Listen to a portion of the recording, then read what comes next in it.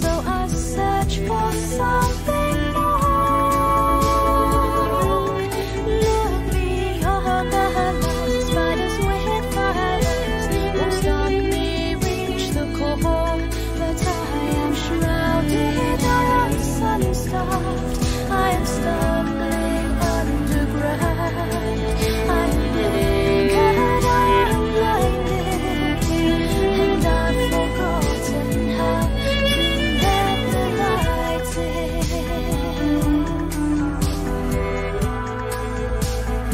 How to let the light in.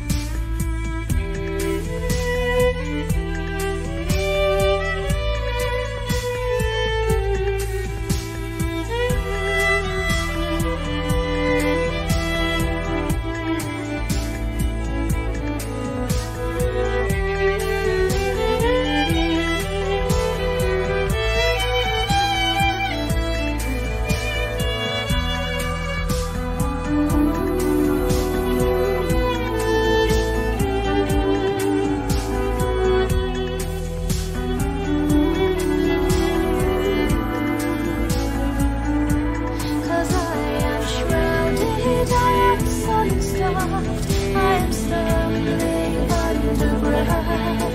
I am blinkered, I am blinded. So won't you show me how to let the light in? How to let the light in?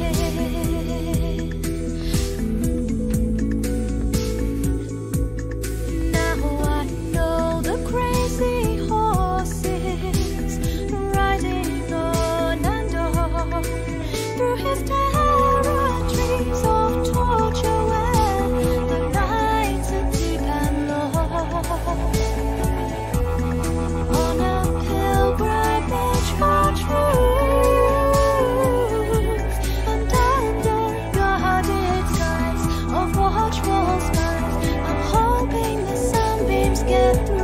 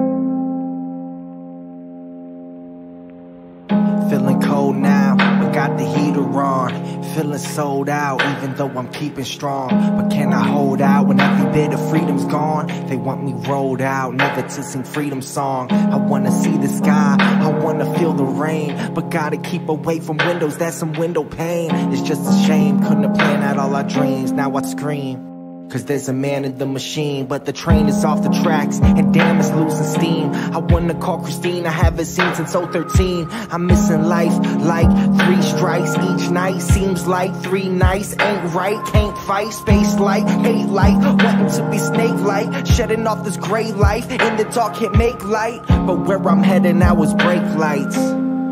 Where I'm headed now they break lights. Counting days like brake lights, feeling weight like brake lights. Had a great life, brake lights, brake lights, brake lights.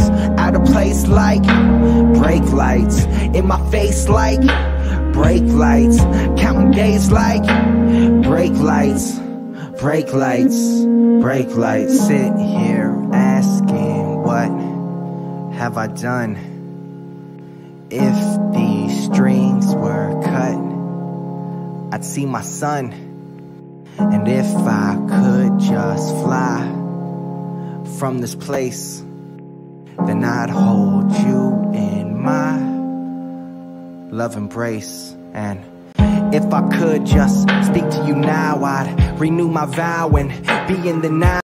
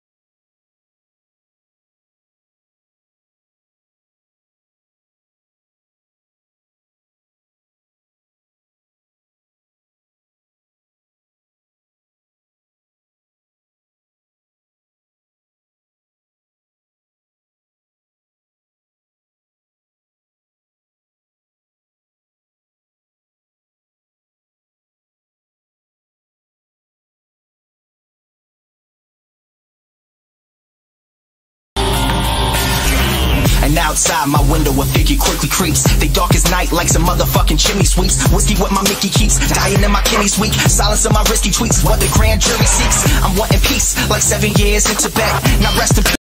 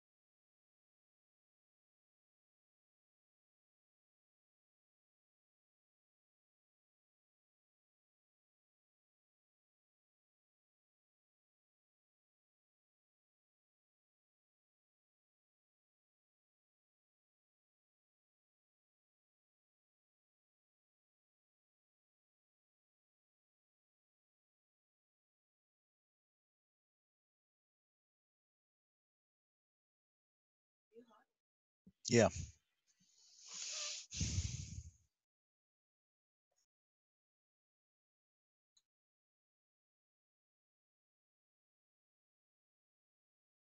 Uh-oh, they're calling him a whistleblower here in the San Francisco Labor Council.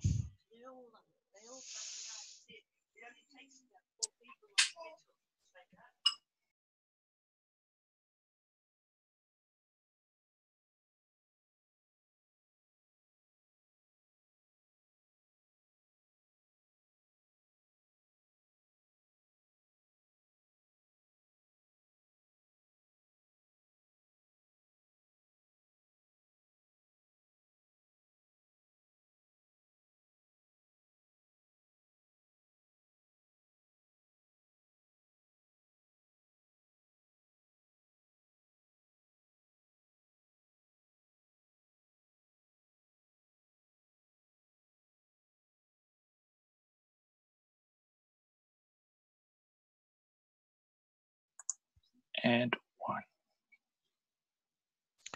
Welcome to the 17th Unity for J online vigil for WikiLeaks publisher Julian Assange. I'm Joe Lauria, editor-in-chief of Consortium News, and I'm speaking to you today live from Sydney, Australia. Julian Assange is a wanted man because he's published classified information given to him by whistleblowers that reveal the crimes and corruption of governments around the world, not just in the US.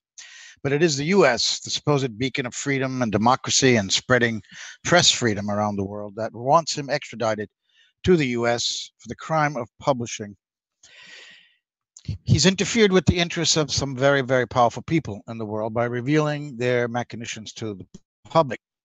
That's why Assange has been a refugee in the Ecuadorian embassy in London for the past 6 years, though he has not been charged with a crime by either the UK or Sweden.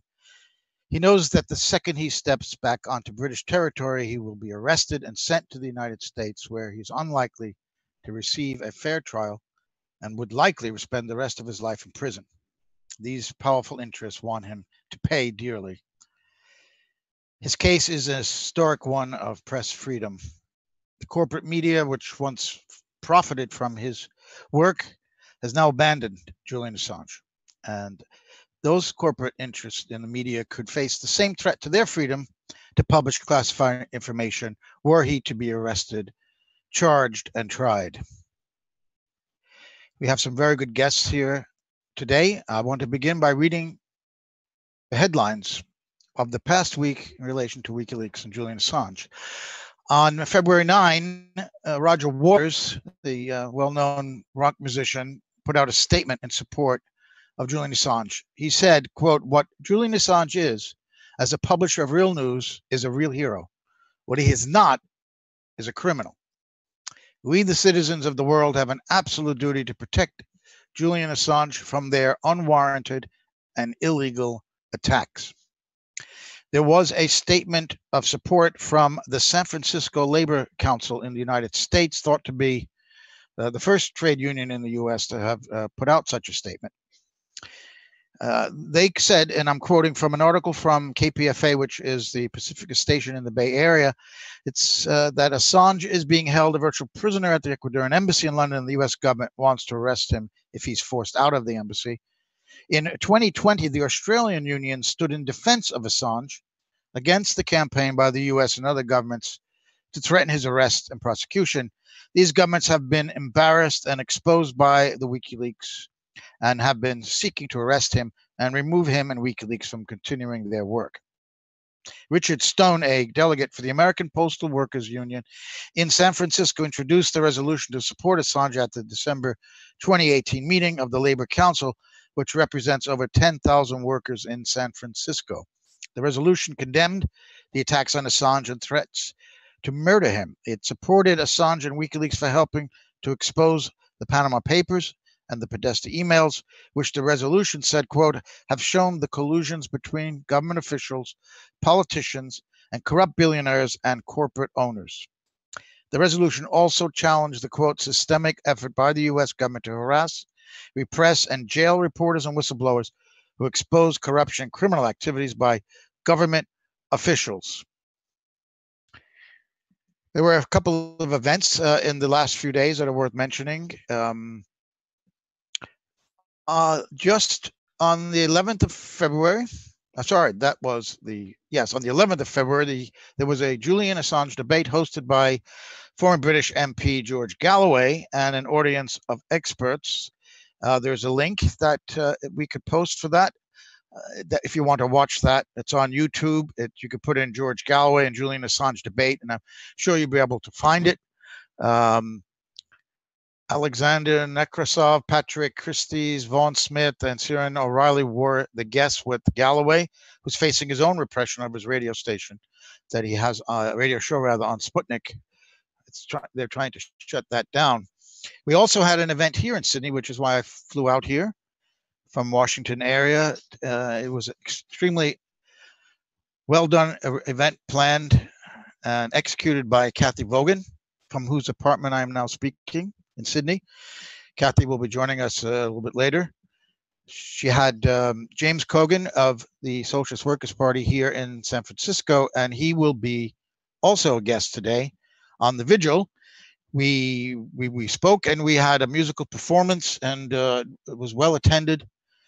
We also had video interviews with Tony Kevin, former Australian ambassador to Cambodia and Poland, as well as Caitlin Johnston, who's well known, of course, as a rising star in the internet, as a woman whose writings, in my opinion, are like really hits the nerves like a guttural scream of what there's so much to complain about, and she's becoming enormously popular. And her statement was an excellent one. You could check that out on the politicsinthepub.org website. It's also posted on Consortium News, where you could watch .org.au. I'm being corrected. Politicsinthepub.org.au is where you could watch that extremely good event that we held here in Sydney on Thursday evening. Coming up, there are a couple of events. On the 23rd of February, Julian Assange will have been detained without charge in the United Kingdom for 3,000 days. That's not an event, that's just a landmark date. On the 3rd and 10th of March, there are going to be 2 rallies here in Australia by the World Socialist Workers. And that will be on the 3rd here in Sydney at Martin Place, and the great John Pilger will attend. And then a week later, on the 10th of March in Melbourne at the State Library, will be another event. So anyone here in Australia who wants the chance flying in like I did, of course, welcome to join that those two rallies. There was also a supportive statement from the International Youth and Students for Social Equality. They called on the students in Australia to join the demonstrations in defense of Julian Assange on those two dates. Lastly, on the 19th of March, there is in London, there will be a conference called The Future of Cybersecurity Europe, and the keynote speaker is Edward Snowden. We now are joined by a couple of really excellent guests. We've got three people up there. We're welcoming back, and I'm asking all of you to unmute your microphones now, please. Elizabeth Voss, who has been one of the founders of this vigil with Susie Dawson, and she's really great. It's really great to have her back here. And we then are also joined from the Washington area, I think in Maryland, by Garland Nixon, who is co-host with Lee Stranahan of a program whose name I'm certainly forgetting on Sputnik Radio in Washington. And John Kiriakau also has a show with Brian Becker called Loud and Clear, and he's joining us also from Washington. So welcome to all three of you. Elizabeth, let me start with you. Why did it take you so long to come back here?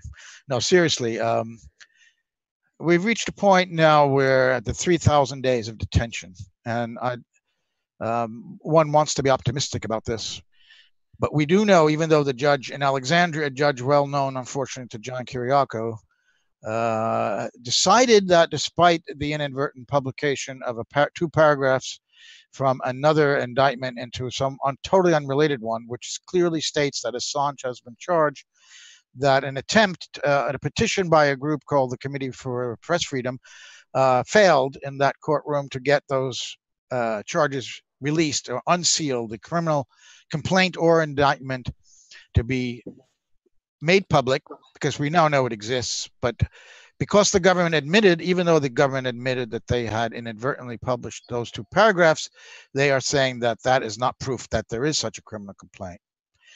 So we're at a situation now where those charges, if they exist, and I think we can conclude that, won't be released until he's arrested.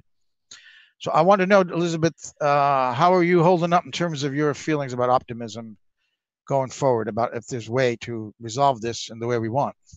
Well, I think that, well, first of all, I'm really happy to be back, and I do apologize for my long absence from these vigils, but I'm hoping that I will be back regularly from here on out. But I think that I am not qualified to really give a forecast of the situation in terms of the legal situation.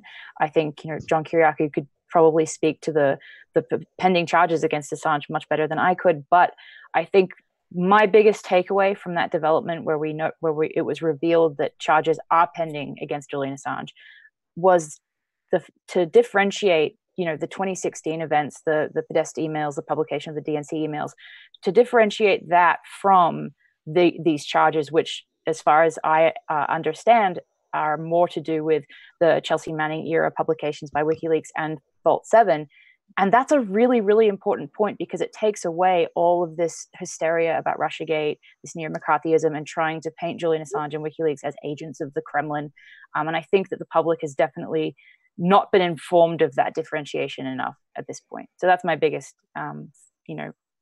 takeaway from the developments we've seen in the last few months. That's a very interesting point, and it would point to the fact that this criminal complaint may have been sealed back as far back as 2010, and that's when Assange's lawyer started first saying that they believed that this had happened in Alexandria.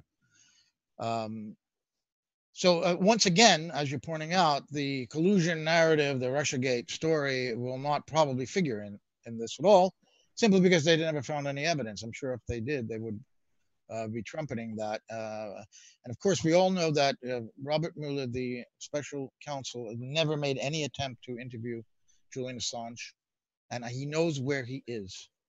And he cannot run away and would not run away from where he is. But they have not sent anybody to London to question him. Of course, they have surveillance there, so they know what's going on in there as well. They had no interest in questioning him. Very much like the UK blocked the Swedish prosecutors from coming to the UK, to the embassy, which they eventually did, but took years.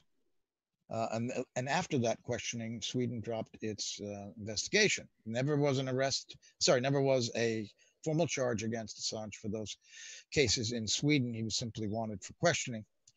So they've not talked to Assange. They've not interviewed Craig Murray. They've not interviewed Kim.com, people who could have answers for them about how Russia was probably not involved, as WikiLeaks keeps saying. So yes, even though Russiagate won't figure into perhaps the this indictment or criminal complaint, it's still obviously very worrying, because he would be charged for the publication of cables and other documents that revealed war crimes by the U.S. going back during the Afghan and Iraq wars. And unfortunately, the Espionage Act, as written, as on the books, does allow the government to prosecute a journalist or publisher for mere possession and dissemination. Classified information has not happened because for political reasons, but this Trump administration might indeed be the one that does it. I see Garland Nixon, and I want, when I introduce all of you, then we're going to open this up to just jump in and start talking. But Garland is wearing a certain particular colored vest right now, which I have either having car trouble and how to run in, or he's trying to make some kind of political statement. So Garland, welcome to the 17th Vigil. Thank you. I see you back as well. Thanks. Great to be back. Yeah, it is. You know, I do wear this vest. I wear it every day when I do my show, and I do a show in Pacifica also, and I wear it to show solidarity with the working class, to show solidarity with the Yellow Vest movement in France and beyond. One of the things I think that's interesting about, you know, I'm here in DC right now. My office is on K Street, like 4 to 5 blocks from the White House. So I'm sitting here right now.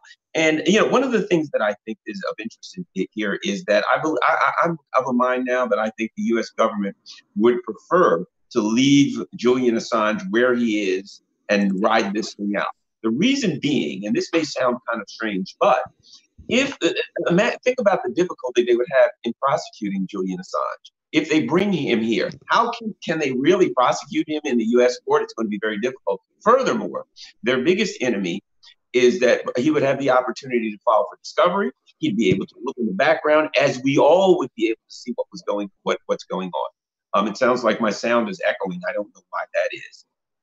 Hopefully someone else isn't on, everyone else can mute. But at any rate, so the dubious nature of these charges would clearly be revealed through discovery. And I believe that it's much as the problem that Mueller's team is having now with the charges filed against Internet Research Agency, when they face this, interrogatories, when they face discovery requests, a lot of the information that they've gotten was through the NSA, it's through wiretaps, it's through means that are certainly not constitutionally acceptable.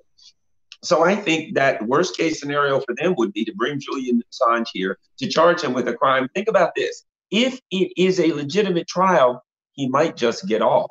And there's a very good possibility that he would, which would be an absolute disgrace, not just for the United States, but for the Western powers that are after him. And I think if it was a fair trial, he would almost surely get off. The other thing it would do is the lackeys, the lapdogs in the US, the media, for the government and for the deep state, they would be put in a difficult position because they would be looking at a trial that also put them on trial. They would look at a trial that would put them in a position where people would look at the media and say, well, wait a minute, you know good well, if Julian Assange gets found guilty, it's going to have a significant effect on your ability to do your job as journalists. So now they're caught between a rock and a hard place. If in fact the media goes against the government, if they go against their puppet masters, as I consider them, then they're going to lose access. They go down. If they don't, and they go along with the people, the pro-Assange people, if they go along with this, even just from the perspective, forget pro-Assange or anti-Assange, if they go from the perspective of the constitutionality of the charges, they have to act on behalf, they have to move for their own defense on behalf of Assange. So my position here is, I think the government is very, very concerned about being put in a position where they would have to move on this case, and they would have to face, both the issue of the interrogatories and the from the defense, and the social issues with the media having to decide, which side of the fence they were going to be on. So I think, so what we see is this: Julian Assange creates a significant problem for the media, for the court system, for the Western governments, and I don't really think they know how to deal with it. I think as long as they can keep his mouth shut, they're happy. And if they get what they would, it's one of those instances where, they've got a tiger by the tail. They can't let go and they can't hold on. They can't just walk away from him and let him walk away, and they can't prosecute him because he might get up. Think about that. Nobody talks about this. What happens if they prosecute him? If it's a fair trial and he gets off, they got a big problem. So that's something to me to keep an eye on here, watching whether or not they actually ever even try to prosecute him, or they try to ride it out as long as they can and hope they treat him so bad that he dies. Well, that was a big if you just said. If he gets a fair trial. I think they want to make an example of him, not just keep him quiet. And the question of the fair trial would, and I'm going to ask John because he knows a lot about this, unfortunately, from personal experience, that there's a thing called state secrets privilege. You talked about discovery, but they can invoke that and not allow anything from the government side to be introduced into the trial and be revealed only to the judge with clearance. And she can come out and say, well, guilty, and override the jury in the sense that the jury wouldn't see the evidence that the defense would want presented because they could shut it down with the state secrets privilege. John, would you weigh in on what Garland said about that based on your experience? Yeah, I'm gonna be respectfully disagree with my friend Garland, only because I thought that I would get a fair trial, and that's why I went as long as I did without taking a plea, because I really believed that once I got in front of a jury, they were going to see how ridiculous this was, and I was going to be acquitted. But what ended up happening, and forgive me if I've told these stories before, but I think they're important. What the government did with me, and what they will almost certainly do with Julian, is to invoke something called SIPA, the Classified Information Protection Act. That changes everything related to this trial. So what happens is that all of the attorneys on both sides will have to be granted temporary security clearances, and literally everything, every scrap of information that comes up in the case is considered to be classified, a classified document. Julian will not even allowed to be, Julian would not even be allowed to meet with his attorneys in their offices. All meetings would have to be either in the Justice Department's secure conference room, which is where I had to meet my attorneys every time, or they would build a temporary secure area called a SCIF inside the courthouse, and they would bring Julian out of the holding cell, provided that he's not granted bail, and he would meet his attorneys in the courthouse. It's very, very difficult. And it's especially difficult because you're not allowed to take notes on any of these documents. They're classified. And so you can't jot something down. Your lawyers can't jot something down to jog their memories. Nothing. You walk in, they check you. You don't have anything that you're carrying in with you. And then when you come out, they check you again and make sure you don't have anything you're coming out with. That was one problem. Another problem is that there's something called a Section 6 conversation. I had never heard of this ever in my life until it was invoked in my case. I had asked for 70 documents to be declassified so that I could defend myself. And that's what I needed. I needed 70 documents. With these 70 documents, I was confident that I would be acquitted. And so we made 70 separate motions for Judge Brinkema to review each one, and we would hope declassify them. So we blocked off 2 days for these hearings, and we went into the courtroom, and the judge said, I'm going to make this easy for everybody, and I'm going to deny all 70 of these motions. And my lawyers jumped up. Objection, Your Honor. He said, my lead attorney said, it'll be impossible for us to defend him if we don't have access to any of these documents. These documents prove that this was a vindictive and selective prosecution, which was one of our contentions. The prosecutor jumped up and said, Your Honor, Section 6 conversation. I had never heard of that. As soon as those words came out of his mouth, my lawyers objected again. And their objection was overruled. And I said to one of the lawyers, what's happening? He said, just a minute, this is really important. And then he said, Your Honor, at least let counsel into the chambers. You can leave the defendant out. Let us come into chambers. And she said, motion denied. So what it meant was that the prosecutors, all 6 of them, got to go into the judge's chambers. God knows what they told her in there, because my lawyers weren't allowed in. And then they came out and she said, I am denying all 70 of these motions. And then that was it. She hit her gavel and it was the end of it. We start walking out of the courtroom. And I said to my lead attorney, what just happened in there? And he said, we just lost the case. That's what happened. I said, so now what do we do? He said, now we talk about a plea. I told him, I didn't do anything wrong. I'm not taking a plea. And he turned and he said, you know what your problem is? You think this is about justice, and it's not about justice. It's about mitigating damage. And I took a plea a week later. That's what I fear is going to happen to Julian. It's not about justice. It's about mitigating damage, because once they decide they're going to get you, they're going to get you, unless you're fortunate enough to be holed up in an embassy someplace. You know, as bad as things are in the Ecuadorian embassy in London, they're not as bad as they are in ADX Marion or ADX Florence, you know? So I fear not that Julian is going to be found guilty. I think in a fair trial, he would clearly be found not guilty. He's a journalist. But it won't be a fair trial. The fix is in, especially in this district, the Eastern District of Virginia. I'll add one more thing. I hired O.J. Simpson's jury consultant. He happened to be the uncle of my best friend's wife. And so he did it pro bono. He flew up to Washington from Dallas. We got him a security clearance, and he went through thousands and thousands of pages of classified documents. Finally, when he finished, we met all the attorneys. I had 11 attorneys, plus this guy. We met to discuss strategy. And he said, listen, take the deal. If we were in any other district in America, I would tell you, let's go for it. We're going to win this thing. But the Eastern District of Virginia, you don't have a prayer.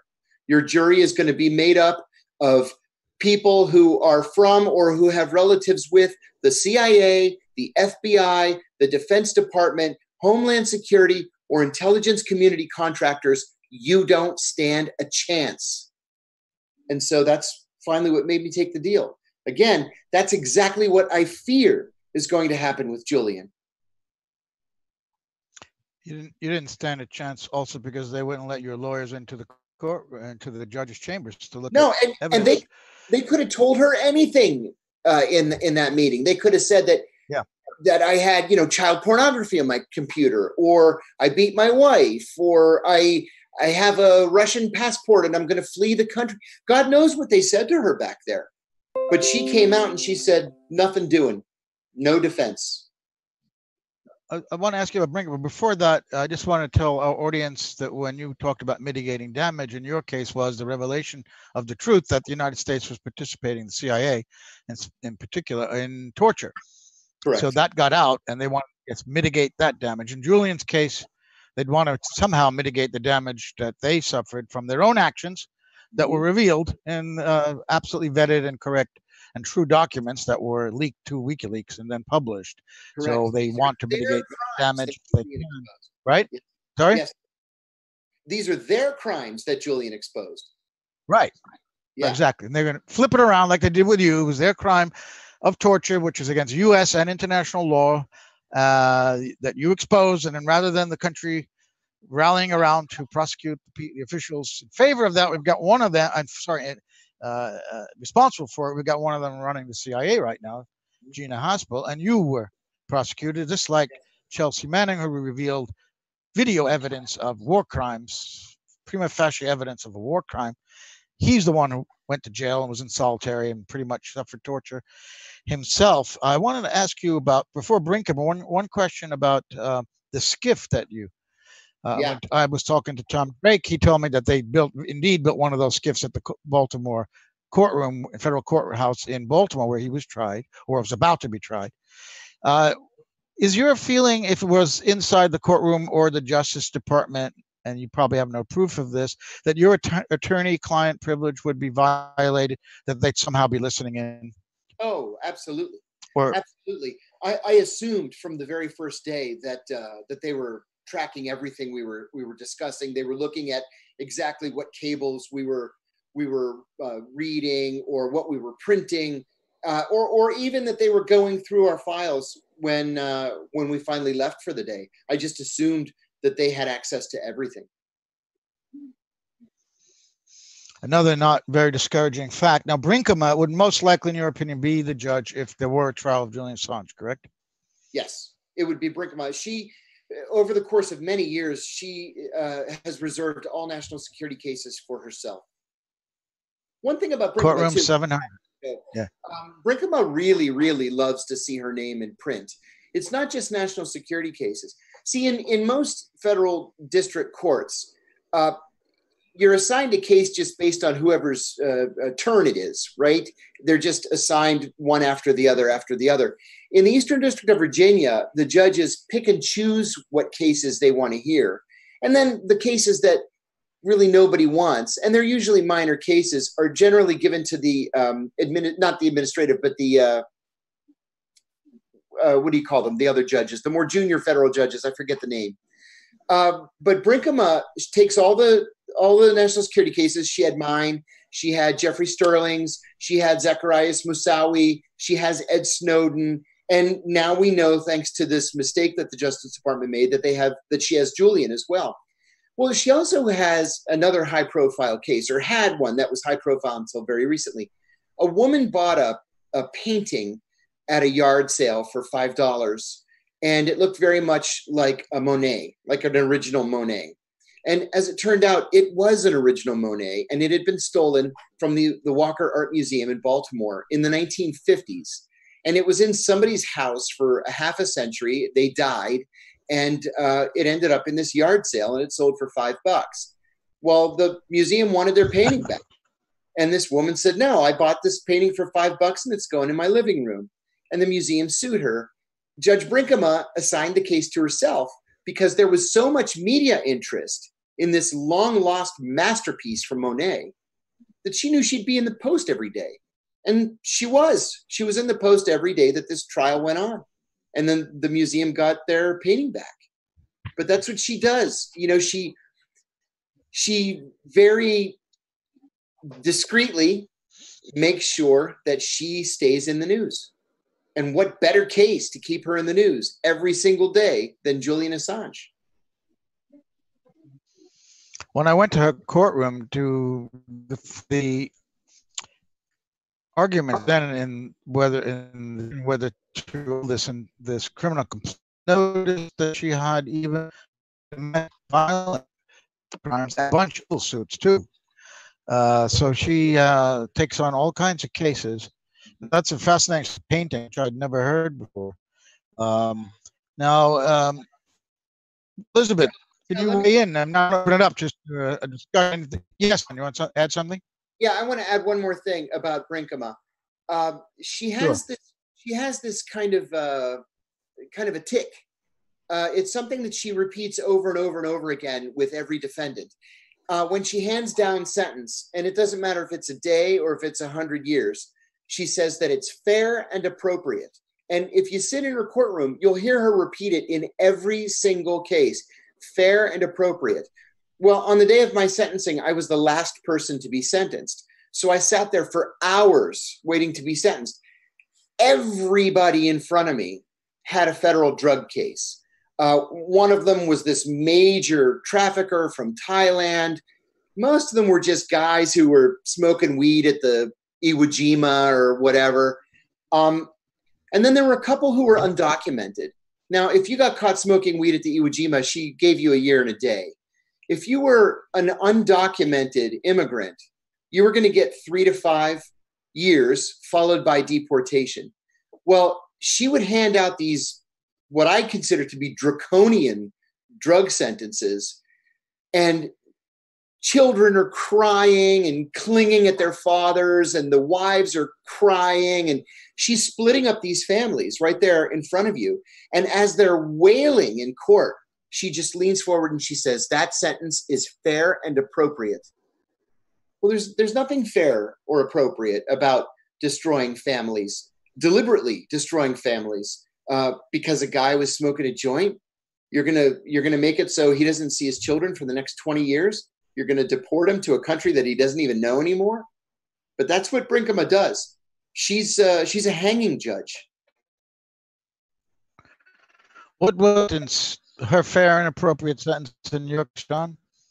Well, that's a good question.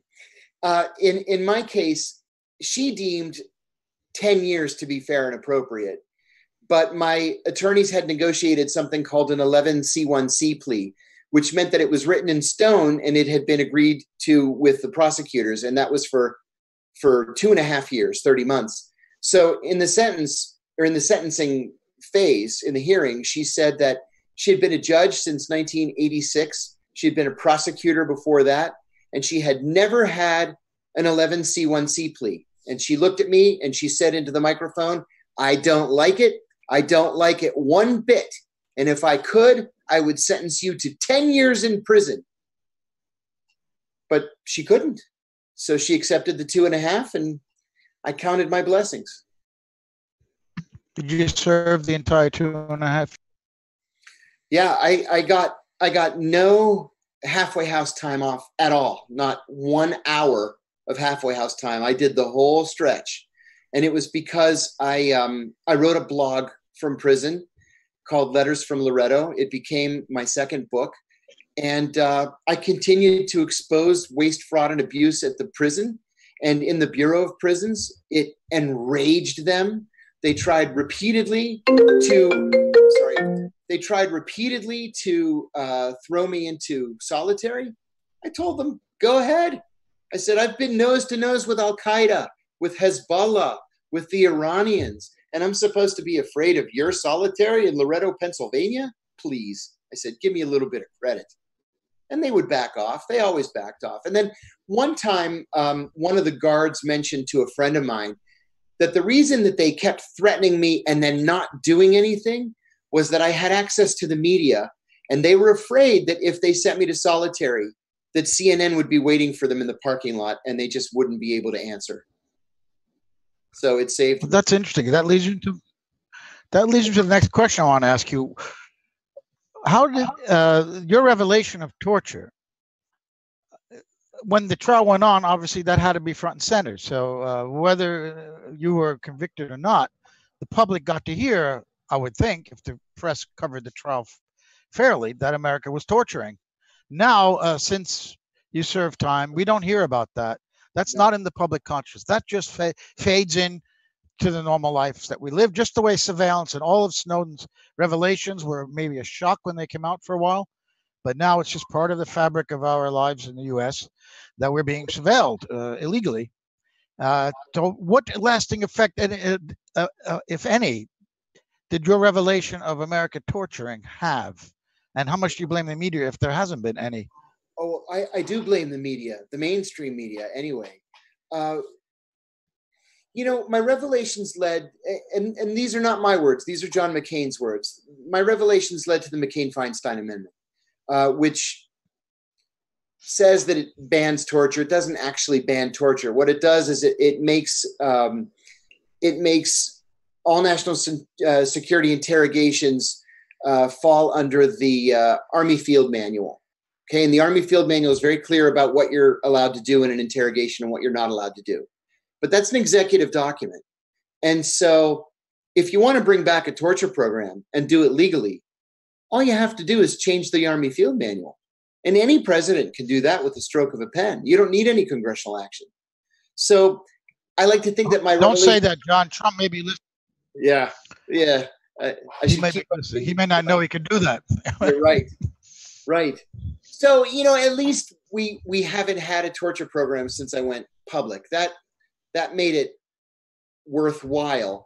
But you're right, Joe. The public doesn't really care. When Gina Haspel was named CIA director, the Washington Post called me and they asked me if I would write an op-ed in opposition to the nomination. I did it gladly. And they gave me 1,200 words on the front page of the Sunday opinion section, major soapbox. It led to a half a dozen death threats.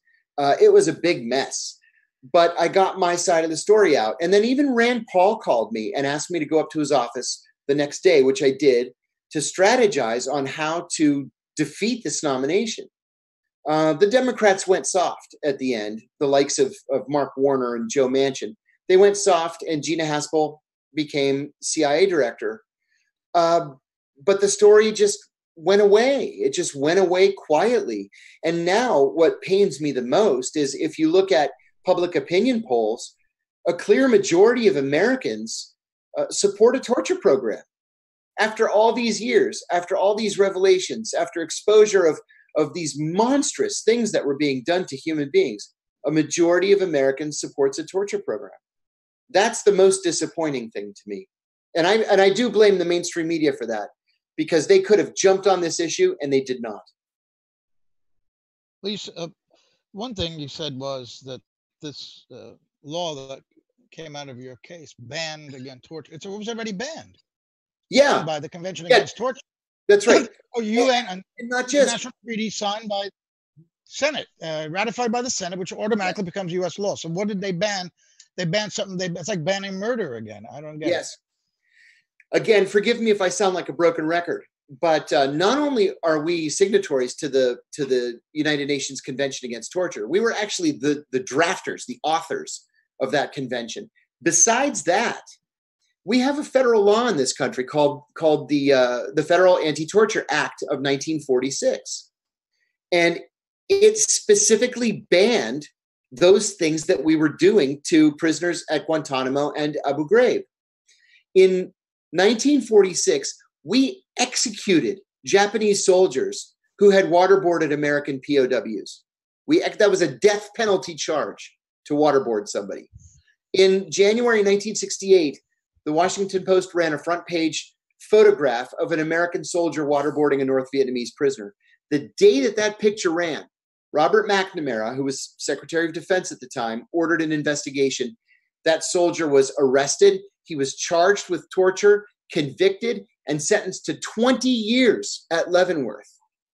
Well, the law never changed over all those years. Never.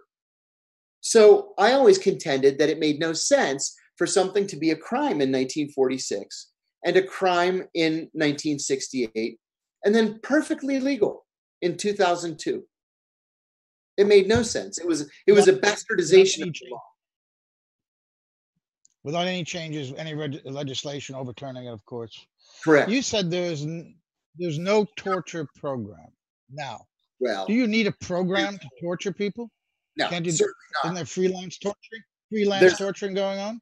Yeah, there's a lot of freelance torturing. I mean, we have no idea really what our soldiers are doing on any given day in Afghanistan or in Syria or in Yemen or Somalia or any of the other 100+ countries where they happen to be. We have no idea. You know, we get information out in drips and drabs, like this soldier in Afghanistan who was questioning an Al-Qaeda suspect, or Taliban suspect really is what he was. And then as he was taking him back out of the base to take him back to his village, saw one of the sources who was from the same village. And rather than expose the source, our soldier took his guy out and shot him in the head and buried him in a shallow grave. And is shocked. He's shocked he's been charged with murder. Well, that kind of thing happens all the time. We just never hear about it. So I would call that in part a torture program. Wow. Let me bring in Elizabeth, who's been waiting there. Do you have, and if you unmute your microphone, thank you, Elizabeth. Yes. Do you have anything to add to this discussion that we're having here? Sure. Yeah, no, I thought it was really interesting earlier when John was discussing the Eastern District Court of Virginia, the fact that, again, I just want to return to the point that when people confuse that with Mueller's investigation, that's based in, I believe, Washington, D.C. So it's very, very clear from what we know that these charges against Assange have nothing to do with Mueller's investigation. I just want to reiterate that point because I think it's something that people don't know enough about. So that was one of the major thoughts I had, just reflecting on what John said. So. Yeah. And I think my video is frozen or something, so I apologize about that. Well, we can hear you, and it's a nice picture of you, so we'll deal with that. John, what do you think is worse from the government's point of view, U.S. government's point of view? Your revelation of torture or the revelations of WikiLeaks? And how would Assange be treated by that judge? And depending on your answer. I don't think that either one of them were bad. But I think Julian's revelations... From the government's point of view. Yeah. I think Julian's revelations were more embarrassing. And that's really the question here. We know now with hindsight that literally nothing that Julian revealed led to any kind of a long-term problem for the United States. It didn't expose sources and methods. It didn't expose, the names of confidential informants. It didn't jeopardize relationships. It exposed crimes. And there's actually a law in this country saying that it's illegal to classify a program that is a crime. You can't legally classify something just to keep yourself from being embarrassed by it. And Julian embarrassed them. So I think that his case is more important for the government than mine was. I would also say that I agree with Garland in that they don't want Julian to mount a defense. They're going to want him to take a plea and to keep his mouth shut, because God knows the damage that Julian could cause them in court. You know, my attorneys early on in my case raised something called the issue of gray mail. Not blackmail, but it's kind of gray. And what that meant is, or was, in my case, look, I was at the CIA for 15 years. Half of that was in counterterrorism operations, which is the ugliest, bloodiest part of CIA operations. Horrible things happen in counterterrorism. You see horrible things, war crimes, crimes against humanity, human rights violations, and you keep your mouth shut because it's wartime, things like that happen. You convince yourself to keep your mouth shut. Well, it's the same thing with Julian. God knows what Julian knows from all the different documents that he's seen. The government can't be confident that WikiLeaks has released literally everything. And they're going to be afraid that Julian's going to get up on the stand to defend himself, and he's going to reveal more classified information. Now, that's going to force the government to the negotiating table, because the last thing they want is Julian on the stand testifying on his own behalf. Probably won't happen. You said that after there's no official torture program, in part because of your revelations. Mm-hmm. But so in other words, there are no black sites, perhaps, although it could still be going on. Yeah. Yeah. Right. I think you had some impact. Yes. You had some impact, though. In the end, you served 2.5 years in prison unjustly, but you did, in the end, do something that may have been worth it for you, because there's at least been an ending of official torture. That's right. John McCain. I'm sorry. Go ahead. Go on.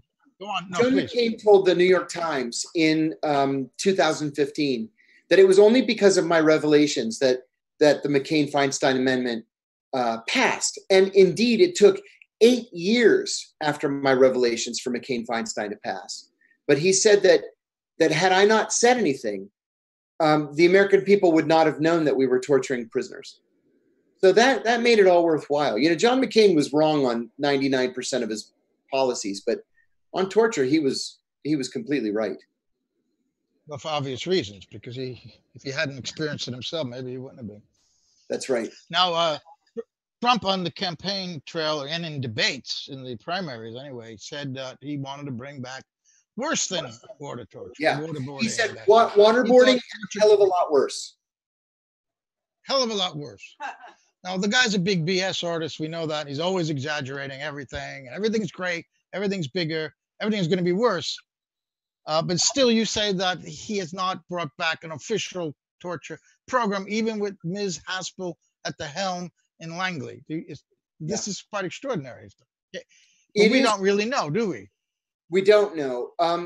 She was questioned at length on this issue in her nomination hearing, her confirmation hearing before the Senate Intelligence Committee, publicly, and I would assume privately as well. And she actually made a reference to my revelations, saying that in the end, she realized, and the organization realized, that the program was probably not legal. Now, that's as good of an admission as we're going to get from bloody Gina Haspel.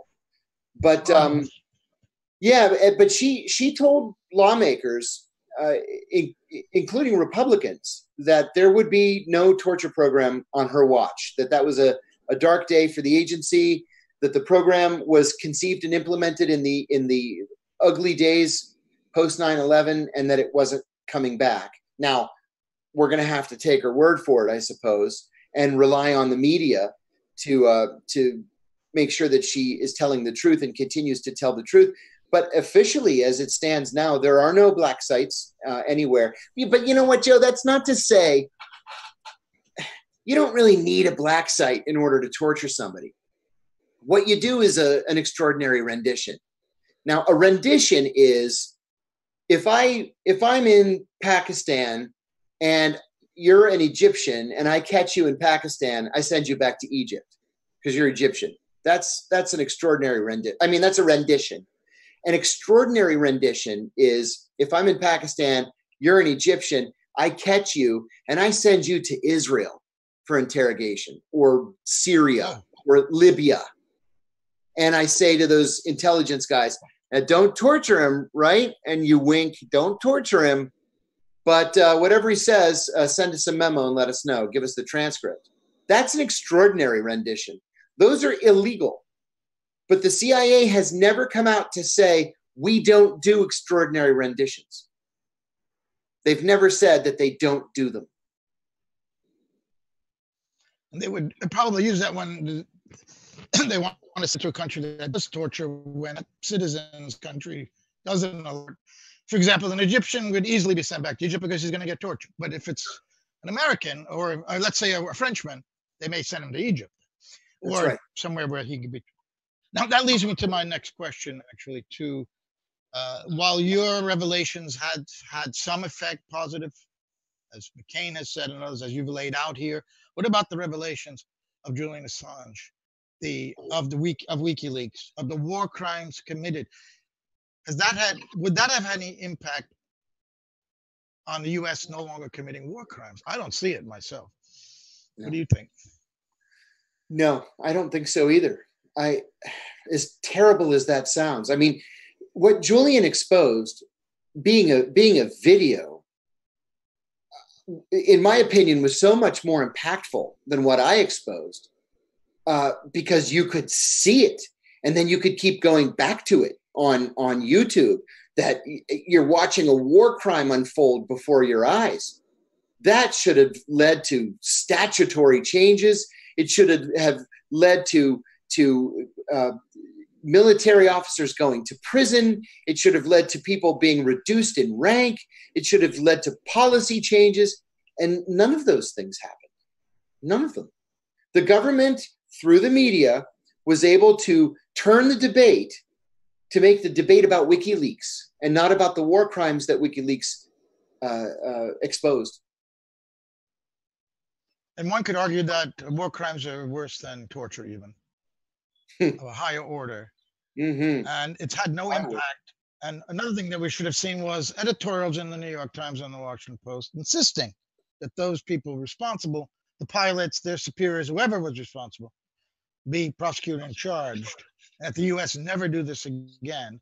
And instead, they've turned around and also made it about now Assange personally to smear him when they once profited from his work, including in those days, because it made the Bush administration look bad. This is my view.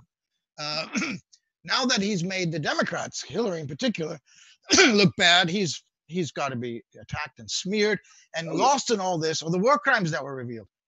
It is just accepted now. there's been no change or any impact. At least in your case, there's been at least an official disbanding of an official program of torture, whether it carries on or not. We're in the revelations of WikiLeaks, and there were so many films and documents, but the premier one is this video you're talking about, I would think you'd have to say, that shows in action a prima facie evidence of war crime. There's been no impact at all, and the media has turned against this guy. Yes. Which is just unbelievable to me. Shocking and disappointing. I agree. I have a question on that for John, and that is, what do you were mentioning the way in which, you know, torture and that was exposed in previous decades was prosecuted. What do you think has changed the culture around that to the point where now there is no prosecution about it, and in fact you were the one that was prosecuted for revealing it? Is there any specific reason that you can think of, or multiple? Yeah. Oh, yeah, it was 9/11. 9/11 was so traumatic inside the CIA. It was such a colossal intelligence failure.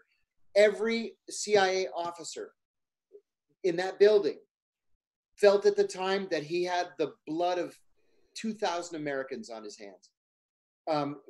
You know, you're paid to do one thing, and that's protect the country, and you fail utterly and completely. And then at the same time, just after 9/11, Osama bin Laden released a statement saying that Al-Qaeda was planning an attack that would dwarf 9/11. And we had to believe him. So people went completely overboard in just ignoring the law, the rule of law, human rights, civil liberties. They just did away with them. I naively believed at the time that it was a pendulum, and the pendulum would swing back in the proper direction, back toward a respect for human rights and civil liberties. And that just never happened. What happened instead was organizations like the CIA, the NSA, the FBI et al. Saw this newfound authority and said, oh, this is better than we've ever had it. We're never giving this up. And so they began doing, or CIA and NSA began doing what J. Edgar Hoover had perfected in the 30s, 40s, and 50s. And that is going to Congress every year and scaring the shit out of members of Congress about threats against the country, and then demanding ridiculous increases in budgets, and then getting it. I remember going up to Cofer Black one day. Cofer became Ambassador Cofer Black, but he was the director of the CIA's Counterterrorism Center. And this was about 3-4 months after 9/11. And I caught him in the hall. And I said, Cofer, I just need 1 minute. I have an idea for an operation that I want to do. And he put up his hands and he said, whatever it is, just do it. I have so much money, I can't possibly spend it all. And so I did it. There was no oversight. There was no board that I had to argue before. There was no chain of command that I needed to get permissions from. I just did it. I booked myself a business class ticket and I went and did it. Just like that. And the CIA likes it when nobody's looking over their shoulders. That's incredible. He didn't know what it was. Huh? He did not want to know what it was. Oh, no, you told him what you were going to do. No. He didn't even know it. He didn't care what it was. You know, was it to capture Arabs? Go do it. Another thing too. Do you remember the movie The Kingdom with Jamie Foxx and a couple of other big stars? Well, there's a scene. There are two scenes in that movie. One is where an FBI agent is going to go to Saudi Arabia to investigate a terrorist attack that killed his best friend. And as he's leaving, the best friend's widow whispers into his ear, kill them all. And at the end of the film, where he's found the mastermind of the attack, he shoots this guy, and the guy's granddaughter kneels down and she's crying, oh, Abba, you're shot, you're dying. And he tells her, my daughter, grow up and kill them all. And when I was leaving for Pakistan to head counterterrorism operations there, as I was leaving, the guys in my branch were shaking my hand, you know, Godspeed, good luck, be careful. And my boss leaned forward and he said, kill them all. And I remember thinking, my God, is this what we've come to? And it was. That's what we had come to. Wow. That's quite interesting. I hope that isn't classified stuff you're telling us here, John. Nope. You want to keep... It's all in book number 1. It's not classified. They told you to. Did they told you to kill them all? Is not a classified order. Nope. You're allowed to go and do whatever you want. Tom Drake told me a story you reminded me of. Tom Drake, of course, being the whistleblower from the NSA, who first revealed the wireless wiretapping in the Baltimore Sun. They almost put him in jail, but he stuck to his guns, and the government knew they didn't have a case, and they dropped it in the end.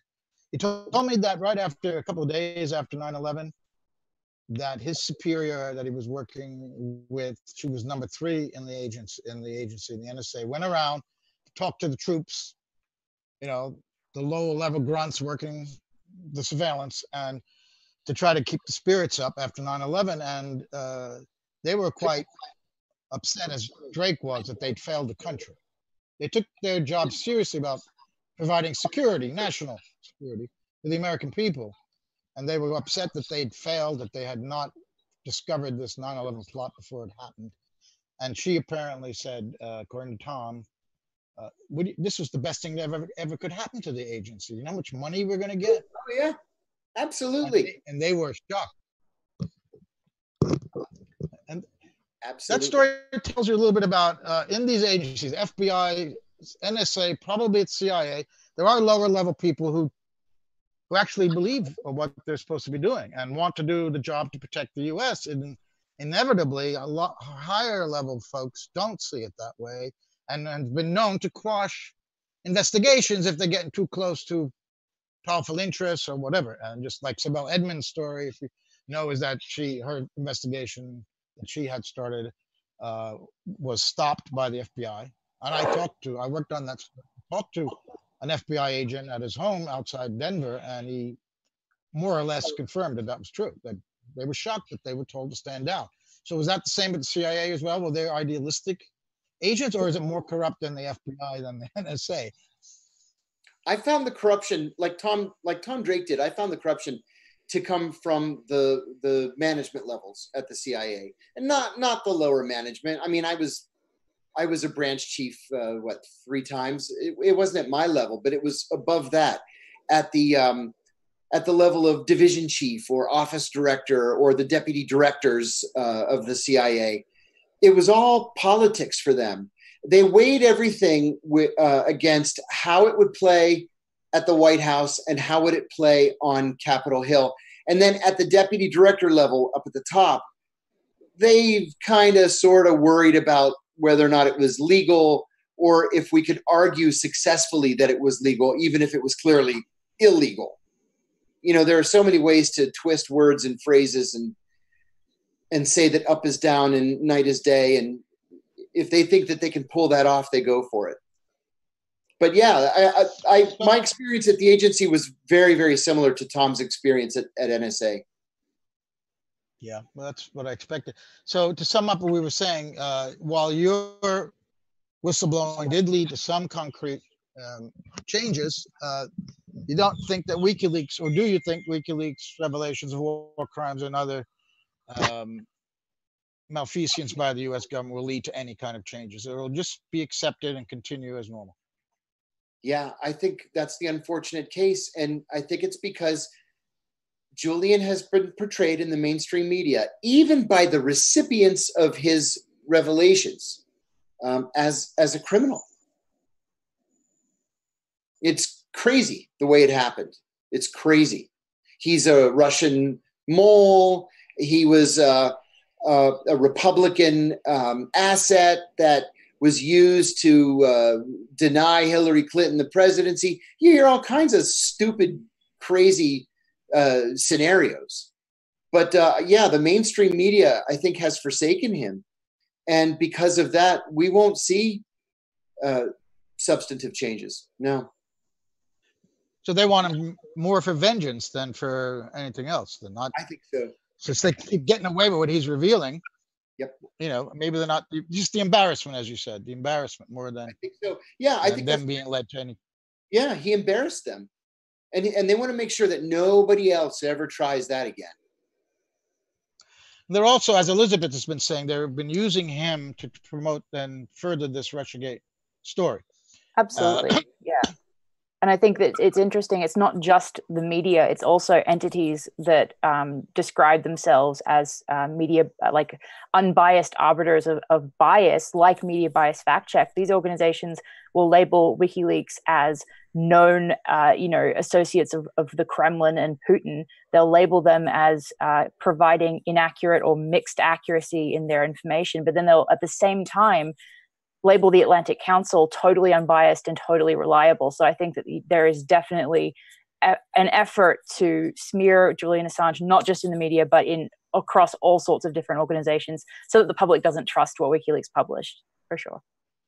Well, that's the essence of it then, right? To question the validity of any new revelations that come out. Definitely. And that's disturbing. That executive order, by the way, that John referred to is 13526, and it was signed by Barack Obama, which says that the government, nobody in government can classify a document if it covers up a crime that's being committed or even embarrassment. So based on that order, Julian Assange should be able to walk out of the embassy tomorrow, because all he's done is reveal crimes and embarrassment. And that's not a crime then under Obama's executive order, because it shouldn't have been classified to begin with. So if it wasn't classified, he's not revealed classified information. I want to bring in James Cogan from here in Sydney. You're still in Sydney, right?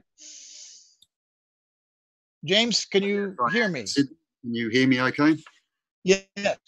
Yeah, I could hear you. I could hear John in Washington and Elizabeth in Arkansas better than James across the road here in Sydney. But in any case, James, tell us the audience who you are. Yeah, I was joking. I hear you very clearly. Tell me a little bit about who you are, because you're joining our vigil, I believe, for the first time. It's the very first time, and I always love seeing a new face here, bearded or otherwise, to come on and join our vigil. Tell us, the audience, who you are and how you first got involved with WikiLeaks, learned from WikiLeaks, started writing about WikiLeaks, etc. And then the events are coming up I want you to talk about as well. But tell us something about your background and your relationship with WikiLeaks. Well, okay, I'm the National Secretary of the Socialist Equality Party in Australia, which is the Australian section of the IC of the Fourth International. We publish the World Socialist website. We became aware of WikiLeaks, like most media organisations, in 2006, 2007. We began to follow the publication of whistleblower leaks it was making. And in 2010, again, like every media organisation in the world, we responded very, very energetically to the publication of, firstly, Collateral Murder, and then the Afghanistan logs, and then the Iraq logs, and of course the very, very highly significant diplomatic cables, which were published in November 2010. I would guess, if you want to say, when we first began becoming involved in the defence campaign of Julian Assange, it was after the August 2010 Swedish fabrications of that Julian Assange was under suspicion of sexual assault. We were aware of the initial statement by the lead Swedish prosecutor that who overruled the initial arrest warrant and publicly stated that she did not believe there was any grounds to suspect Julian Assange of rape.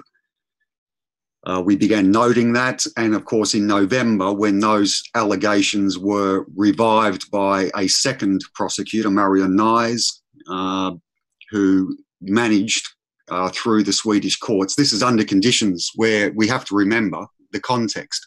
This is under conditions where Julian Assange was being threatened with assassination, where the entire US establishment was up in arms over the exposure of its crimes. Under those conditions, Sweden issued a Interpol red alert, frankly unprecedented for such a matter, and arranged for Julian Assange to be arrested or detained by the British authorities. And I suppose that is when our party recognised that as a matter of principle, as a matter of fundamental democratic rights, that what was at stake was not only the freedom of Julian Assange and the rights to exist of WikiLeaks, but of all independent and critical media. The first public meeting I spoke on the question of Julian Assange, the first public meeting was on December the 21st, 2010, at a public meeting in Sydney. And since then, I have been one among a number of writers for the World Socialist website who have covered the issues of Assange and WikiLeaks. I suppose my stepped up involvement has been in the last several years when the Australian SCP felt that under conditions where there was absolutely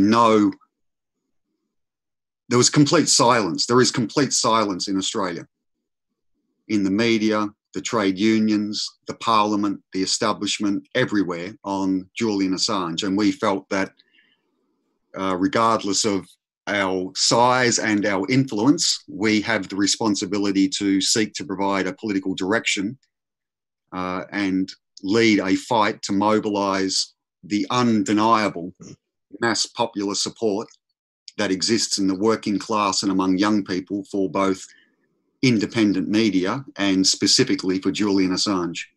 Does that cover what you wanted to hear? Or pretty much. Any questions coming from that? Yeah, well, what are those posters behind your head, please? The posters behind me are the advertisement that we're postering at universities across Sydney and a similar one across Melbourne for the March 3 demonstration that we have called in Sydney at Martin Place Amphitheatre at 2 p.m, which will be addressed by John Pilger as well as myself and other representatives of our youth movement and hopefully some other speakers which we're negotiating with. In Melbourne, we will be holding a demonstration on March 10th at the steps of the Melbourne or the Victorian State Library in Swanston Street. So we're currently engaged in the broadest campaign, both in the streets of Sydney and Melbourne, but above all through the World Socialist website and through social media, with the very, very welcome and generous support being provided by the broader WikiLeaks community to promote these rallies. And we have a very, very specific political demand that we are making, which I can elaborate. Well, one would hope that you'd get a good turnout. There was a poll that was taken after Pamela Anderson appeared on the 60 Minutes program here in Australia, in which a huge number of Australian people do not believe Assange should be arrested. They basically support him. So you might have a lot to tap into there. Could you tell us a little bit about 71%? 91%, I'm being told off camera here by my expert, Kathy Bogan, whose apartment I'm in. That 91% of Australians support. How do you get those kind of people out there to put pressure on the Australian government, which seems to be taking its orders from Washington on a whole host of things, including not defending their own citizen? How do you tap into that? Well, firstly, big question. Okay, well, it's firstly necessary to understand why there is not a broad political movement, to put it in that sense, defending Assange. I mean, the reality was at the end of 2010, in November 2010, the editors of 23 major Australian newspapers and television stations issued a joint open letter to then Prime Minister, Labor Party Prime Minister Julia Gillard, denouncing her over her classification of WikiLeaks as carrying out illegal activity, declaring that WikiLeaks was part of the media and that it had to be defended as a fundamental issue of freedom of speech and the freedom of the media. At that time, the trade unions also issued statements. I mean, the media union awarded Julian Assange membership in recognition of his services to journalism. He was given an award which was presented by the leader of the Australian Council of Trade Unions. The Green Party vocally was raising that Julian Assange had to be defended. Various what we call pseudo-left groupings were organising protests and demonstrations. Now, in 2011 into 2012, and I will note also that in, I think it was February 2011, John Pilger appeared at Sydney Town Hall to an audience of about 1,500 to 2,000 people, alongside independent Member of Parliament Andrew Wilkie, at which Andrew Wilkie vowed his passionate defence of Julian Assange. Now, we have witnessed internationally a profound shift within that entire milieu. They have gone from vowing support for independent media and freedom of speech to absolute silence on Assange, combined with increasingly taking up both the identity politics inspired sexual assault nonsense, and then most sharply during 2016, when WikiLeaks did every American voter a service and exposed the reality of, and published leaks exposing the reality of the Democratic Party lead candidate Hillary Clinton. They have completely shifted into denouncing Assange. Now, so under those conditions, under conditions in which Julian Assange is never mentioned in the extent he's never mentioned in the Australian media except to vilify him. Under those conditions, it is understandable that there is not a broad popular movement. The organisations that ordinary people traditionally look to have all lined up against Assange. And so we are making very, very clear that the only basis on which a movement will be developed is one in complete opposition to and exposing the role of those organisations. We make no bones about this. We are not appealing to Labor. We are not appealing to the Greens. We are not appealing to the unions. They are the enemies of democratic rights, and it takes the specific form of their hostility to WikiLeaks and Julian Assange. And so we find continually among those who were politically, not just politically, who were following events in 2010, 2011, everyone knows who WikiLeaks is. They all know who Julian Assange is.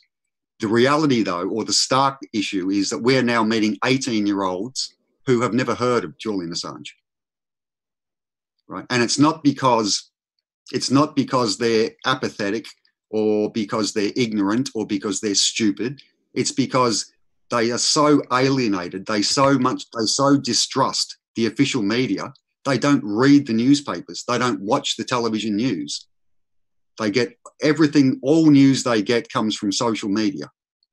And so the work that is being done via the alternate means, such as this forum, are so crucial. There is not, and so we're finding, like, for example, I just relate an anecdote. I mean, we were playing the Collateral Murder video at the University of New South Wales and other universities this week to students who had never seen it before, and they were stunned. And they immediately recognised the importance of what WikiLeaks had done. So we don't know what the attendance will be. Obviously, these rallies are being prepared under conditions of blanket censorship. Most notably, I mean, we got an endorsement from Roger Waters from ex-Pink Floyd. You would think that would warrant at least a sentence in one newspaper, or something on an Australian television station. There has been nothing. The only media outlets in the world which have reported, mainstream or official, are the state-run Sputnik News and Russia Today. It has been, and a number of South American publications which have translated it into Spanish. Well, it's obviously Russian propaganda. So I want to first point out that that Pilger meeting in the town hall several years ago had 2,000 inside, and there were 300 people who couldn't get in. So that tells you what was going on then, as opposed to now. But you know, you mentioned the Democratic Party and the leaks, the emails from the DNC and John Podesta, Hillary Clinton's campaign chairperson. I mean, the Democratic Party is located in the United States. Why should that have any impact on how Australians view the work of one of their citizens? If you could help me to understand that. I do believe that it's a partisan issue in the U.S. that when he was revealing, as I said earlier, Republican crimes, the liberal media loved him. And then when he revealed corruption by the liberals, he's become this ogre and smeared. So, well, why should, that's understandable even if wrong in the US, but why should that be here in Australia an issue? I don't get it. All right, well, let's just backtrack. In November 2010, the Labor Party government responded to the exposure of the war crimes in Afghanistan and Iraq by denouncing WikiLeaks for illegal activity. Right? In other words, the Australian establishment from the very outset, the major parties of the Australian establishment responded to the exposure of US war crimes by aligning with the American establishment against WikiLeaks. And you're asking why? Well, Australia is in a military strategic alliance with the United States. And it has been formally since 1951, informally since the entry of Japan into World War II. Now, the Australian ruling elite, the capitalist class, I hope you don't get offended by me using that term. No, you're fine. Australian capitalist class has enormous economic interests around the world. It has massive investments in the United States. It has massive strategic investment and dominance over significant areas of the South Pacific, countries such as Papua New Guinea, even into Indonesia and so on. And it views its alliance with the United States as critical to the interests of a small minority of the Australian population, that is, the financial and corporate aristocracy. And above all, it views the determination of the US capitalist class to prevent China, the Chinese capitalist class, emerging as a rival to American dominance, as in its interests. So what was revealed in the diplomatic cables, for example, that WikiLeaks published, right? Among the thousands and thousands of documents were a number of cables from the embassy in Canberra, the US embassy in Canberra. And what was revealed in those cables is that the US embassy had inside at the highest levels of the Labor Party, the trade unions, and while it wasn't in the cables, we can extrapolate, in every other political, the Liberal Party, the National Party, had what it calls protected sources. Right? These are individuals who would travel to the US embassy and provide briefings on the internal discussions of the Australian government, including discussions on ousting the Prime Minister and replacing him, at the time his name was Kevin Rudd, he was by no means against the US alliance. What he was arguing was that the US should negotiate with China. And so he was ousted in June 2010 and replaced with Julia Gillard. Now, Julia Gillard was the government who denounced WikiLeaks as illegal, and the reasons why were demonstrated approximately 1 year later in November 2011, when, I don't know if you know, but Barack Obama travelled to Australia. He was given the floor of the Australian lower house of Parliament, a joint sitting, and he announced what was called the pivot to Asia. That is a wholesale US military strategic economic confrontation with China, including the stationing for the first time since World War II of US Marines, US troops on Australian soil in Darwin, and the opening up, the wholesale opening up of all northern Australian air bases to US long-range nuclear-capable carrying bombers, and the wholesale opening up of Australian ports to US warships, and a discussion which is still going on about converting Stirling, that's a naval base in the city, near the city of Perth in Western Australia, to host US aircraft carriers. I mean, so to answer your question, the reason for the hostility of the Australian establishment to WikiLeaks is the US alliance. They are, and their hostility to it doesn't matter whether the US is headed by the Republicans or the Democrats.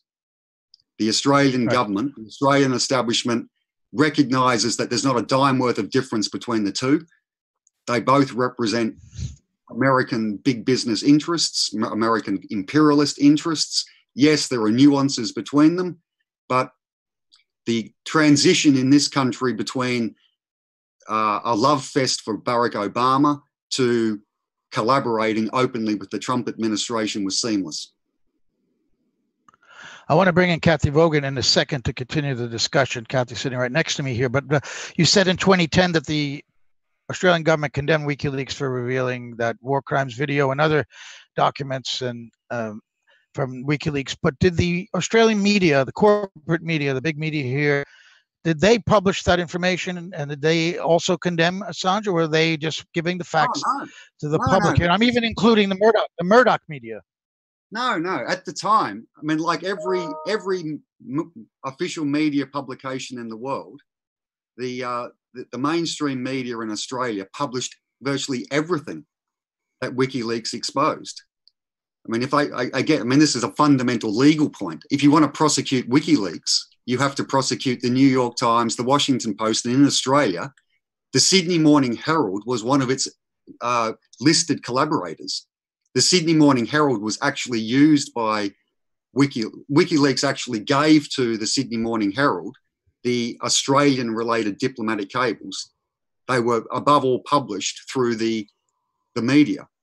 And as I said, I mean, in late 2010, the position elaborated by the editors of all Australian newspapers and television stations was that, and I'm quoting them, WikiLeaks is part of the media and had to be defended. Now, but there was a definite shift in that the government was hostile from the outset. The media was, I think, as John Pilger has pointed out about in relationship to the sordid role of the Guardian. They profited from what WikiLeaks had done, right? But after the events in Tunisia, which was called the first WikiLeaks revolution, there was a marked shift internationally, including in this country. All of the official media recognised the danger of telling people the truth. It was one thing to expose the crimes in Afghanistan and Iraq. It was quite another to publish the diplomatic cables, which revealed that every day, in the background, behind the scenes, behind the backs of the population, what goes on is sordid intrigue between American officials and governments and corporations in every country. And in Tunisia, that sparked mass. A man was so outraged by what WikiLeaks had revealed, and so bereft of perspective and so derived of any thought of how he could change the situation that he set himself on fire, a young unemployed 26-year-old Tunisian worker. And that provoked a revolution. It's not the cause of the revolution, but it was a trigger, right? And that was then followed by what you would have to argue was the greatest upsurge of the international working class since Tiananmen Square in China. That is the events in Egypt in February 2011. Now, all those who defend the powers that be, and above all those who defend the right of a tiny, the top 10%, the top 1%, the top 0.1%, 0.01% to monopolise the world's wealth, the capitalist class, all of those who defend that system responded it was almost like they didn't even need to discuss it. It was like an unconscious mutual agreement. Abandon WikiLeaks, crack down on it, destroy it. They were not going to allow the WikiLeaks model to extend and develop around the world. That is, media independent of massive corporations such as News Limited, or media independent of the state-controlled agencies such as the Australian Broadcasting Corporation, the British BBC, and so on. I mean, we're talking about class issues here. Go on, sorry. And yet the capitalist class, which I don't mind using myself, owned the major newspapers in 2010 when they decided to publish WikiLeaks. So was there a rebellion in the editors' suites against their owners, in your view? And that suddenly they fell in line when they saw the social upheaval that WikiLeaks could cause in the Middle East? Well, I think what they recognised was that, look, initially, what was the initial revelations on Afghanistan and Iraq related to events that had taken place in the past, right? And they could all be blamed on George Bush, Dick Cheney, and so on. What was revealed in the diplomatic cables was an ongoing, enduring, constant process, right? In other words, what the diplomatic cables exposed was that Afghanistan and Iraq were not aberrations, they were not accidents, they were not the product of the mindset of a group of right-wing neocons in the Bush administration. They were the they were the outcome of the day-to-day policies of American imperialism, and that they were continuing unchanged under the candidate for hope and change, Barack Obama. And what was exposed in Tunisia and Egypt, or what was revealed, in Tunisia and Egypt, was that masses of people will not accept that world. They will rise up against it.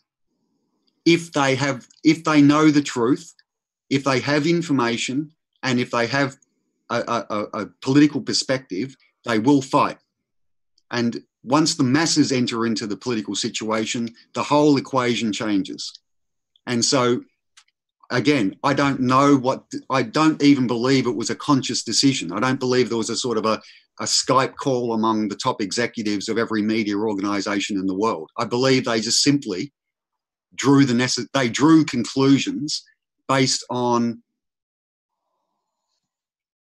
the class interests that in the final analysis they defend. Right? It's one thing to expose the criminality and corruption of a particular government. It's another thing to call into question the very fabric of the system in which those governments operate. And so, look, after the Egyptian events, I mean, I've made a habit since about August 2010 of keeping a chronology. Every week I just update what's happened with Julian Assange and WikiLeaks. And you can trace the shift. I mean, it's a profound shift. And it took time, but it filtered through to everything. I mean, the trade unions around the world, the pseudo-left organisations around the world. I mean, if I had in front of me, I could send you now tweets sent by Jeremy Corbyn relating to Julian Assange as recently as 2012. Now he's the leader of the British Labour Party. He's under fraudulent attack for being an anti-Semite.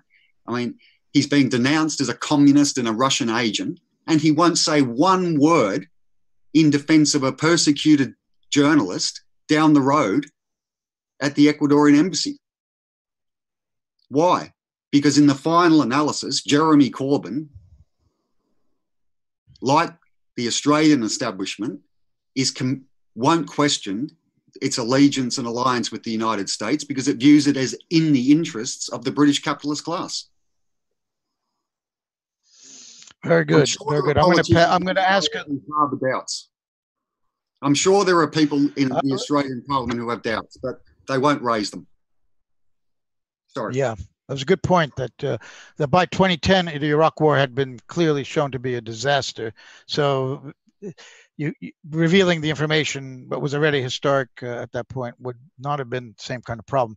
I'm going to bring in Kathy Vogel. I see that Elizabeth patiently there has been writing things. I want you to ask James questions after Kathy weighs in, if you don't mind holding on. And James, I hope you can stay with us for both of these excellent panelists who are going to ask you now. So I'm passing the mic over to Kathy. So I should mute? I'll just mute. No, you stay on, James. Okay, sure. Please. He's going to take a break. James, you know, with you, I'd rather listen. I'd rather listen than even ask more questions. But, you know, you triggered my memory a couple of times. And that day that Barack Obama came to meet with Julia Gillard, we had a look. I don't even know if we should say it on air. Okay. Barack and Obama sitting in a tree, Killing. But that was really interesting, you know, because why was I there? Why was I there in Canberra that day when those two signed the Australia-America military alliance? Because Christine Assange was there too. She went to Canberra on that day and I followed her. And that was the day that I met Christine Assange.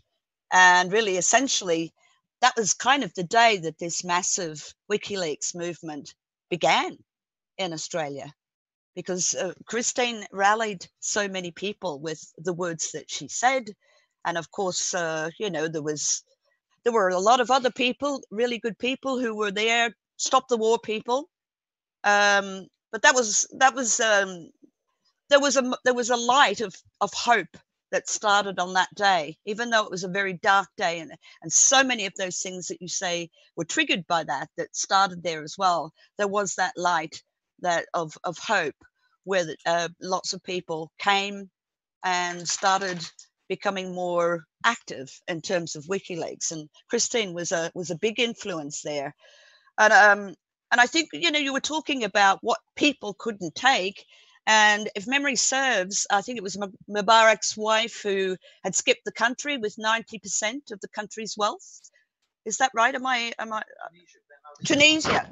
It was Ben Ali's wife. We fact check each other in the background. Yes, but the other thing is, I would really like to thank you for coming along to the event that I organised last night. It was an honour to have you. And you know, the crowd really appreciated your passion and your knowledge, and I thought really overall it was you made a great contribution. I am very, very tired now. The only thing that I've been a little bit concerned about this week is the quite large incidence of people talking about rape charges. The rape charges were dropped, and you know, you remember that moment that we had the hecklers saying there were no charges, and you see that's this thing. There's always this permanent threat, a delay of process. Oh, it's just 5 years of waiting for preliminary questioning in relation to this. But meanwhile, Crown Prosecution Service are advising Marianne Nye on the QT not to drop the case in 2013 when Sweden wanted to drop it, and not to come there. And I don't know if you heard Justice Stefan Lindskog, who was Sweden's Chief Justice when he came to Sweden, but he did talk at Adelaide University. And it was during the, you know, it was I spoke about this last time, so the Vigilists have heard it because it was quite a smutty talk you know, about condoms, everything to do with condoms. But, you know, he let it slip in the Q&A that there was absolutely no legal reason for Sweden not to go question Julian in London. And, you know, the last time I spoke to Christine Assange, well, I think it was the time before because it was the interview, not the emergency statement. But, you know, she did remind us of the NDAA where Julian could be kept indefinitely. NDAA 31st of December 2012. So this permitted indefinite detention without trial. And Christine seemed to be of the opinion that, you know, it's not that simple. Maybe there were John Kiriakous in front of Judge Leonie Brinkema before, but how many foreign journalists have there been?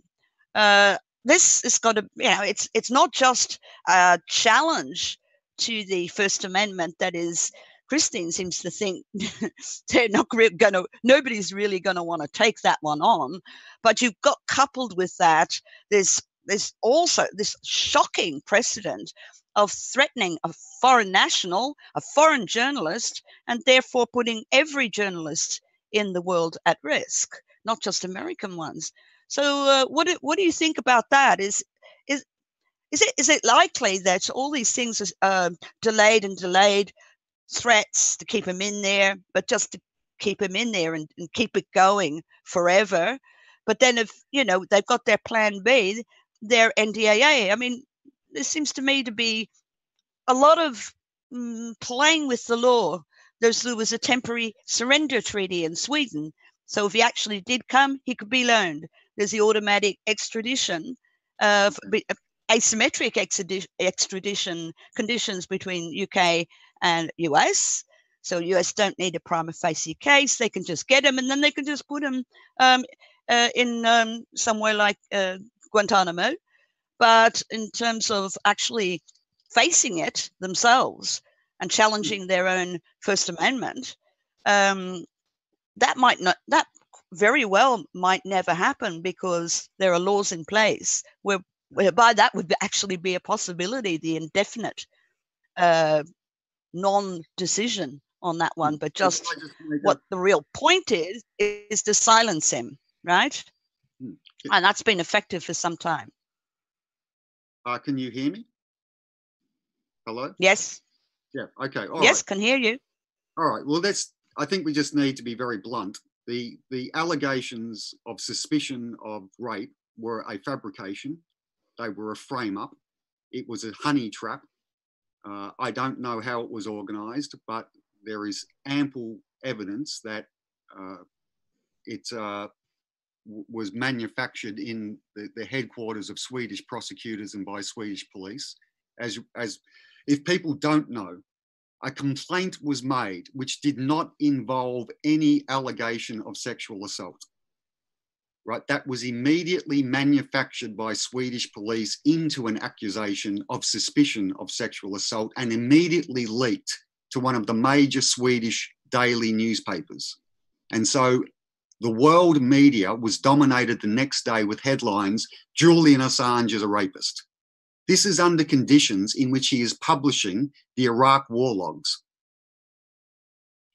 I believe it was the Iraq war logs. Correct me if maybe it was the Afghanistan logs, but certainly Sweden, again, a close, intimate ally of US imperialism, the Swedish legal system was used to fabricate allegations to seek to get him extradited to a country where if you read up about the Swedish legal system, someone who is accused of a sexual crime is detained while awaiting pre-trial. In other words, if he had been extradited to Sweden, he would have been put in a prison cell while the US set in motion its extradition application, which we know was well underway. We certainly informal or unofficial sources at least were finalised by a secret grand jury in Virginia, probably around November 2010. So the the whole purpose of the fabricated, and that's what, I mean, we just have to be blunt. These were fake charges, right? They weren't even charges, fake allegations.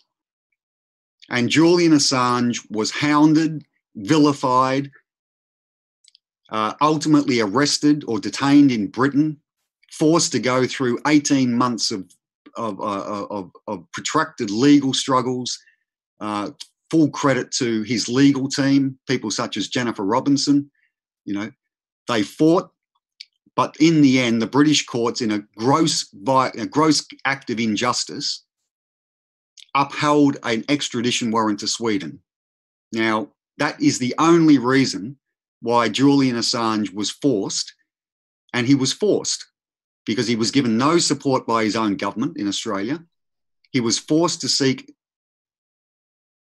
political asylum with a small Ecuadorian country, a small country in South America, Ecuador. He managed to get into the Ecuadorian embassy, and then he was denied his fundamental right to even leave Britain.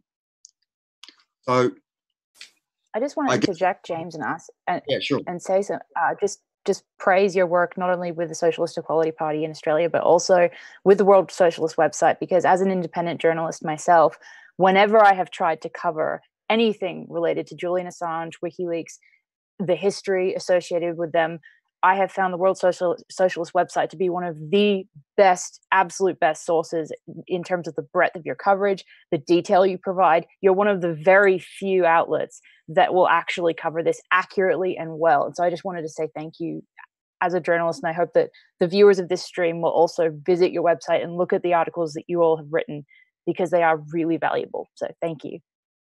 Thank you for that. And I agree. I think the World Socialist website is an invaluable source. I personally don't take any credit for that. It's it's a coordinated effort across the world by the Trotskyist movement. You know, it was a decision we took in 1998 to establish a unified international media platform, and we pride ourselves on seeking to provide objective, honest, but class partisan coverage.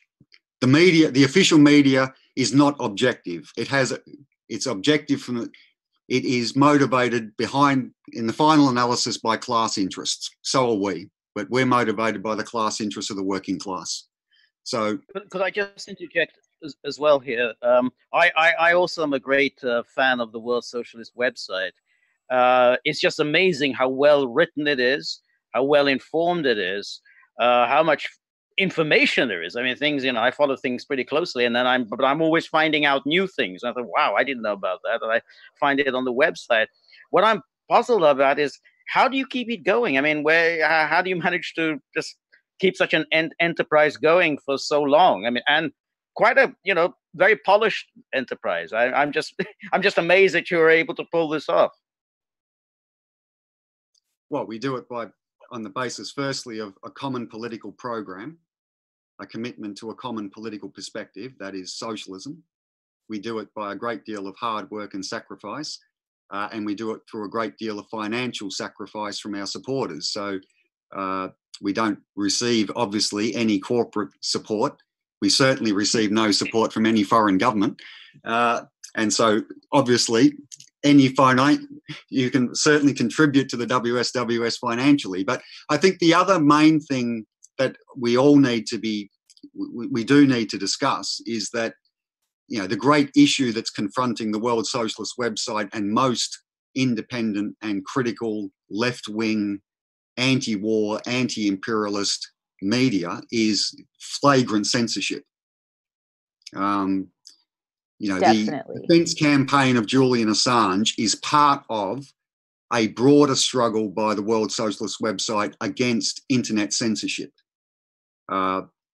If you follow the site, I suspect you're aware that we have been conducting and exposing the fact that the changes to Google algorithms has resulted in a very substantial drop in our readership, and likewise for example, Joe's website, Consortium News, for WikiLeaks itself, for a whole range of left-wing, anti-war, anti-imperialist sites.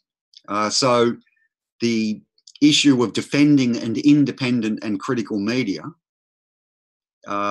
is one that we all need to, all those who fight for that concept, for the right to be an independent critical journalist and actually publish the truth, we do need to form a coalition to fight censorship. And we can't do it by ourselves, one by one.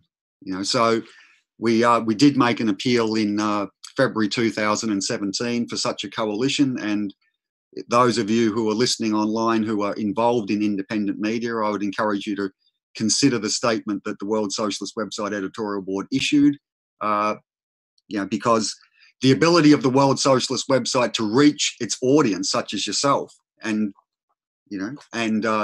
I agree. I mean, each day I read the World Socialist Website and learn, for example, about a mass strike taking place on the Mexican border with the United States by tens of thousands of auto and auto parts Mexican workers calling for support from their American brothers. While in Washington, they're preoccupied with building a wall to separate the American and Mexican working class. You know, there are fundamental issues underway. We live in days where the working class is resurgent. I think you'll get a sense from the World Socialist Website of that. I mean, each day now we're reporting on growing strike movements and protest movements by the working class around the world, and that's what has to be developed into a conscious political movement for change. And it's also the great social force, the great social movement that can bring about the freedom of Julian Assange and other persecuted journalists, dissidents, whistleblowers, and so on. Right. But you were talking about Jeremy Corbyn. So you really basically think that he's somebody who's never going to fight for the working class, that he's just a sellout to corporate interests? Or do you have some hope for Corbyn? No, I have no hope for Corbyn. Okay. Jeremy Corbyn is what he is. Jeremy Corbyn is a lifelong member of the British Labour Party, one of the key pillars of the British state. He served a purpose as a sort of a left voice of dissent for decades. At a certain point, they needed, in order to revive the fortunes of the Labour Party, they needed a figure like Corbyn, and he was elevated into the leadership with and considerable. Look, ordinary people don't understand all the histories of things. They took Corbyn at his word. When Corbyn said he was a socialist, that he wanted, that he was going to defend the National Health Service, that he was going to repudiate the Trident submarine program, that he was going to, he was going to take a stand against war, they believed him. Now, the record is that since becoming Labour leader, he has continually accommodated himself to the Blairite right-wing wing of the British Labour Party. And I mean, it's not just a question that he's impotent. I mean, he's collaborating with them. I mean, they're actually now, our party in Britain, the Socialist Equality Party in Britain, commented recently on the phenomena where you had a Labour Party branch move to expel one of the Blairites from the branch, and they intervened and expelled the people who had actually organised the expulsion. And Corbyn said nothing. I mean, he's sitting there, they're denouncing him as an anti-Semite, and he won't fight to defend himself. Right. Yeah, absolutely. I'm amazed by his reluctance to put up a fight. I mean, to really, it's such a dishonest campaign. As was the campaign that he was some kind of a Putin's agent. All these are such utterly, flagrantly dishonest campaign, and he seems so inept at defending himself. I mean, it's just, he's actually defending himself, and he seems inept at doing it. Yeah, but he won't. To defend himself would mean fighting the British state, and he's not going to do that. He's not going to fight British capitalism. The Labour Party never has. His absolute political role is to defend it. I mean, it's like Syriza. The situation in the US. Sorry. No, I was going to say that it's very similar to the situation in the US. And, yes. you know, not to spout my own political beliefs, but when I see somebody like Bernie Sanders towing the Russiagate narrative rather than even defending himself or defending his followers who were cheated in the Democratic primary, that can be very frustrating too. So I think that phenomena is one that is definitely going on in a lot of Western countries, for sure. Well, I think, and I think the stage we're at internationally is it's really crucial that all those who consider themselves progressive, in defense of democratic rights, all those who consider themselves anti-war, who oppose above all social inequality, it is time that conclusions be drawn from immense political experiences. You are not going to change the situation through Bernie Sanders, Jeremy Corbyn, Cortez, you know, the new faces of the Democratic Party, you know, who also won't say a word about Julian Assange or any other principled issue. Or Venezuela. I mean, she said nothing about Venezuela. Yeah, okay. Well, it's time that conclusions are drawn in America, in Britain, in Germany, in France, or every country, as to the role in Greece, about Syriza, about what these organisations are. Spain with Podemos, they do not represent any genuine alternative. They actually are a safety valve for the establishment, while behind the scenes, we all know what's being prepared. They're preparing a police state. You know, the attack on WikiLeaks is inseparable from the growth of the apparatus of a police state. The reason they, above all, why they hate Julian Assange isn't so much. It's even greater now. I mean, the Vault 7 leaks provoked, you know, blind fury in the American state apparatus. I mean, remember, I mean, that was when Pompeo came out and said, from now on, we're going to treat them as a non-state hostile intelligence service. Because they published leaks exposing the fact that the CIA is the greatest purveyor of malware, the greatest purveyor of intrusive software, that it takes over Samsung television sets, that it tried to develop software to take over motor vehicles, control systems.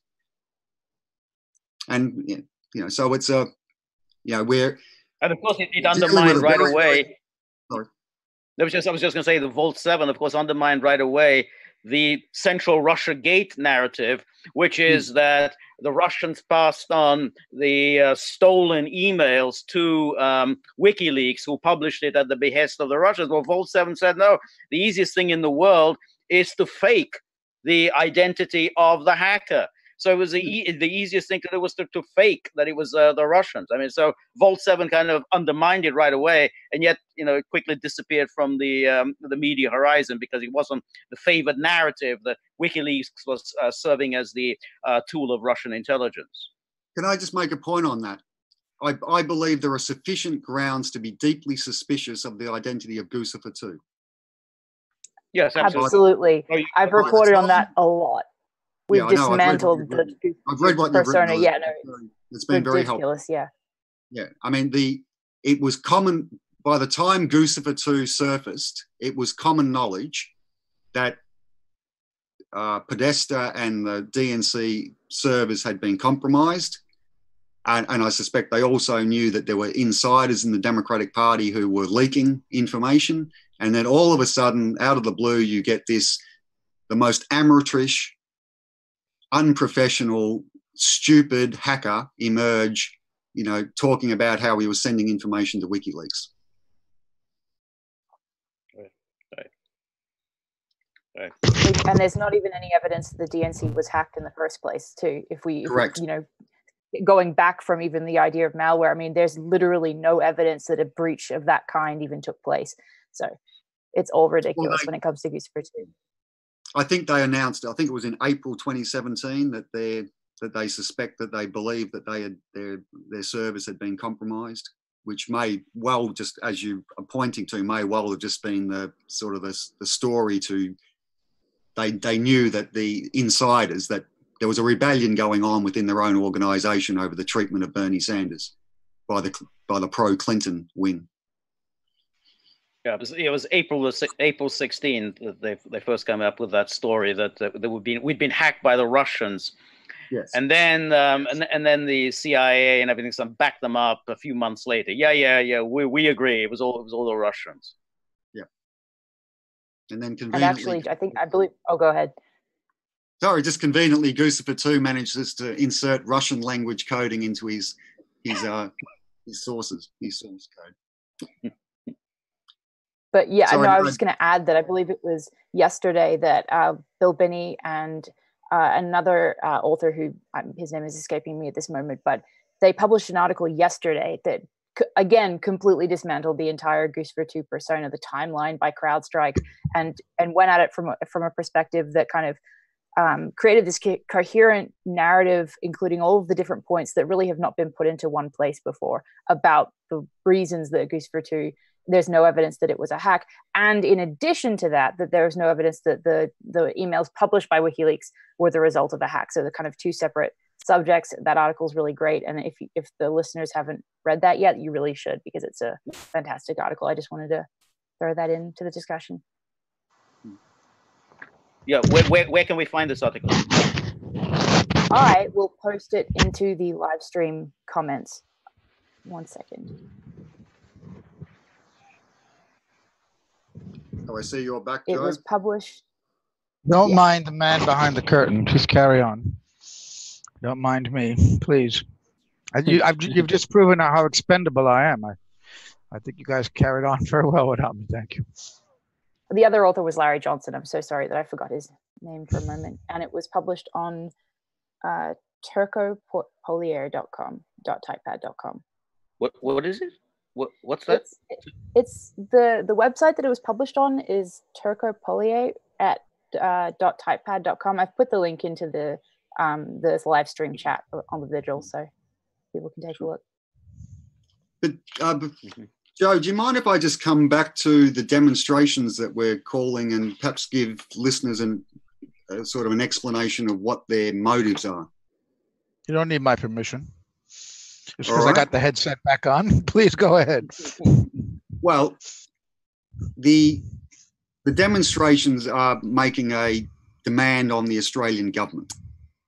That is that the Australian government does have the diplomatic power. It does have what is correctly defined as the legal discretion, that is the legal choice, to intervene, to secure or to essentially compel the British government to drop the bail charges, the bail-related charge, which is the only revealed criminal charge against Julian Assange.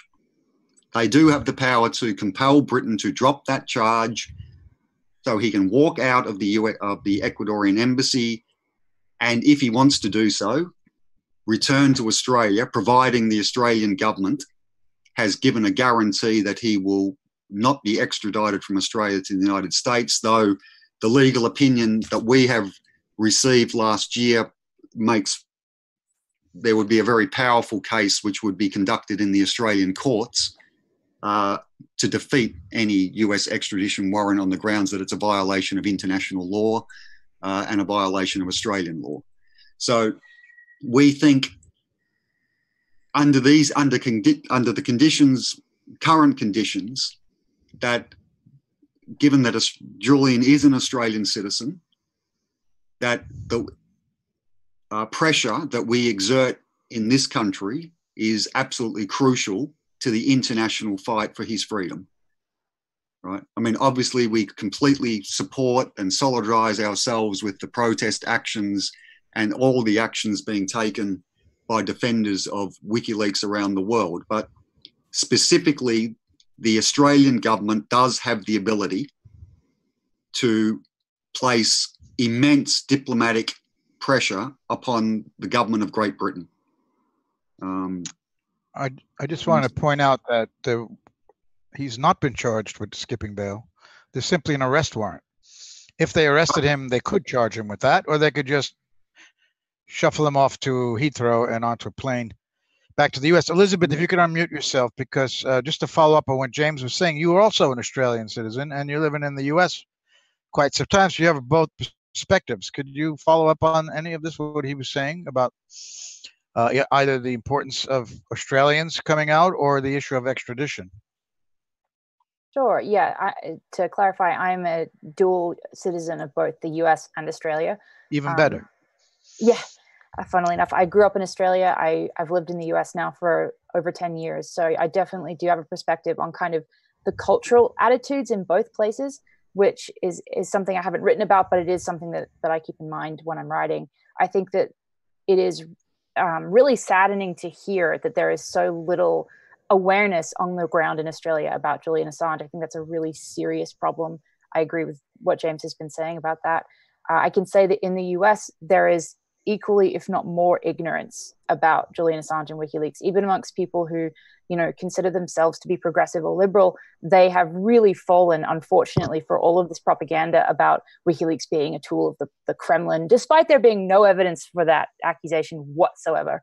And so I think that, unfortunately, it's depressing to say this, but I think that what James has been saying does unfortunately apply to the US equally.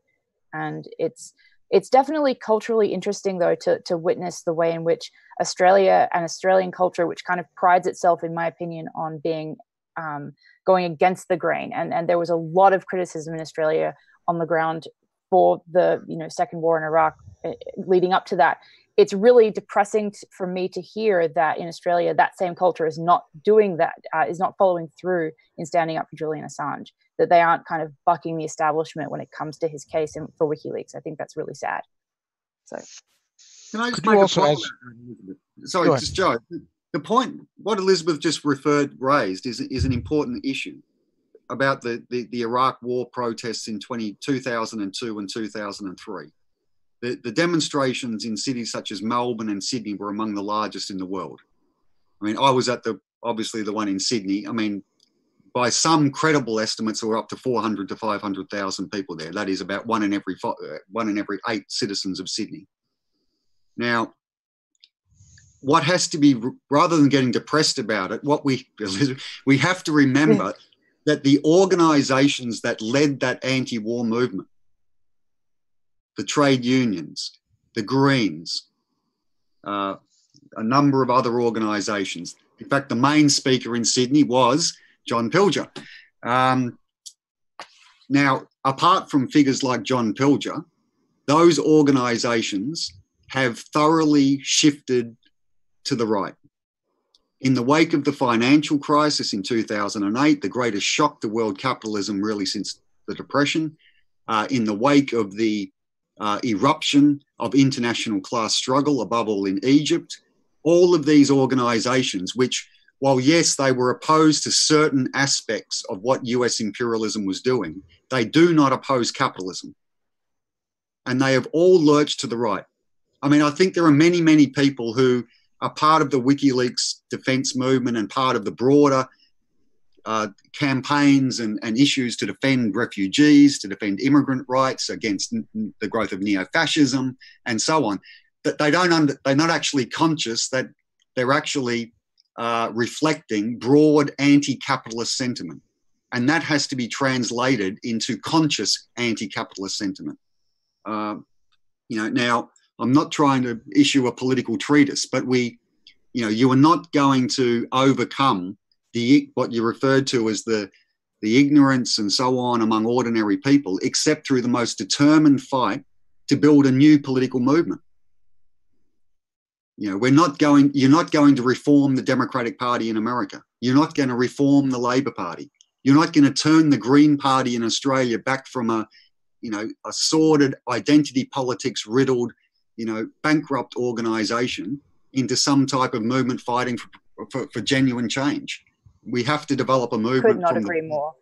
Yeah, we have to develop a movement in the working class, and the most important developments in the United States are is the struggle by the Socialist Equality Party and a growing layer of workers to organise new independent organisations.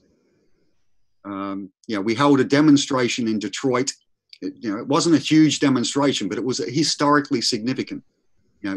On February 9th in Detroit, workers gathered completely independent of the unions and demanded a fight to defend thousands of working class jobs which are being destroyed in Hamtramck, in Ontario, in Canada. They called for unity with workers in Mexico.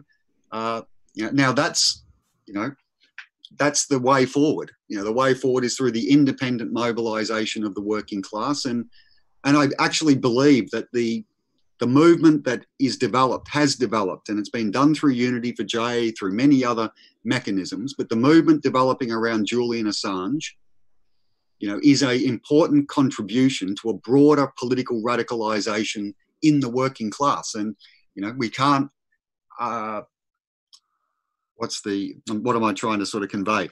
The massive social change begins among a conscious, politically determined, politically directed minority. And that's what I believe we're seeking to forge. Well, James, at the beginning of the vigil, I read out a statement that the San Francisco Labor Council, spurred on by American Postal Workers Union member, actually got a resolution passed. Labor Council being a conglomeration of various unions in San Francisco in the Bay Area, supporting Julian Assange and asking that he be free and condemning any attempts to extradite him. How significant you think that might be in terms of, I know how you feel about the established unions. Is that a significant thing? And could that happen when did that happen? On Wednesday, I believe, this week. And could that happen here in Australia, in your opinion? And if not, what does that say about the US and Australia? Look, I don't discount that as a result of of course we don't discount that what we're doing independently of all these organisations will result in figures within those organisations actually shifting their position.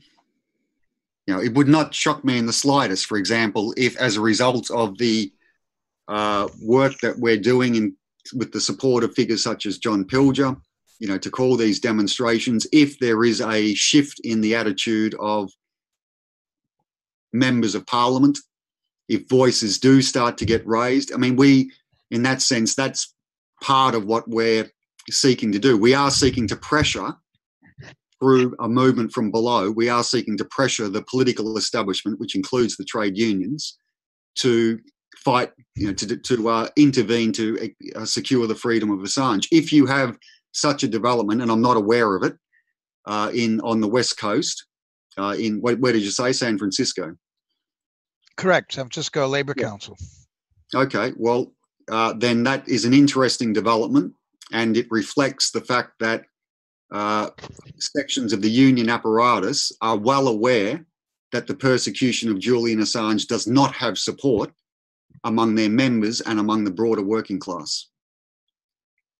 The unions act... James, sorry to interrupt. I mean, I was just... sorry, Jez, I was just wondering, do you see a growing labor radicalism at the moment worldwide? I mean, do you think that somehow in the last couple of years there is actually a growing radicalism among labor? Yes. Yeah, at the beginning of 2018, in a statement written by the chairman of our International Editorial Board, David North, I mean, he said, 2018 will be characterised by the resurgence of the international class struggle. And that prognosis was completely verified. Right, 2018 witnessed a steady growth. I mean, for example, it was the year of the largest number of strikes in the United States in something like 35 years. And 2019, the first weeks of 2019 have just been marked by a veritable eruption of class struggle around the world, the most significant features of which are three things. One, there is a almost instinctive recognition that the issues that face workers are international, they're not national. Two, that the great issue of politics is social inequality. It's not what colour you are, it's not what gender you are, it's what your class is. Social inequality is the great political divide, the great issue of world politics. And thirdly, and very, very importantly, movements such as the Yellow Vest, developments in France, the eruption on the among the Macuatl, or the workers in Mexico. They're taking place outside of, and in some cases, direct rebellion against the trade unions. I mean, in Mexico, the workers carried a banner: "The company and the unions are killing us." Because I mean, you've got rebellions taking place among teachers across the United States over the appalling conditions that they're forced to work under, and even more shockingly, the conditions of the children that they have to try to teach.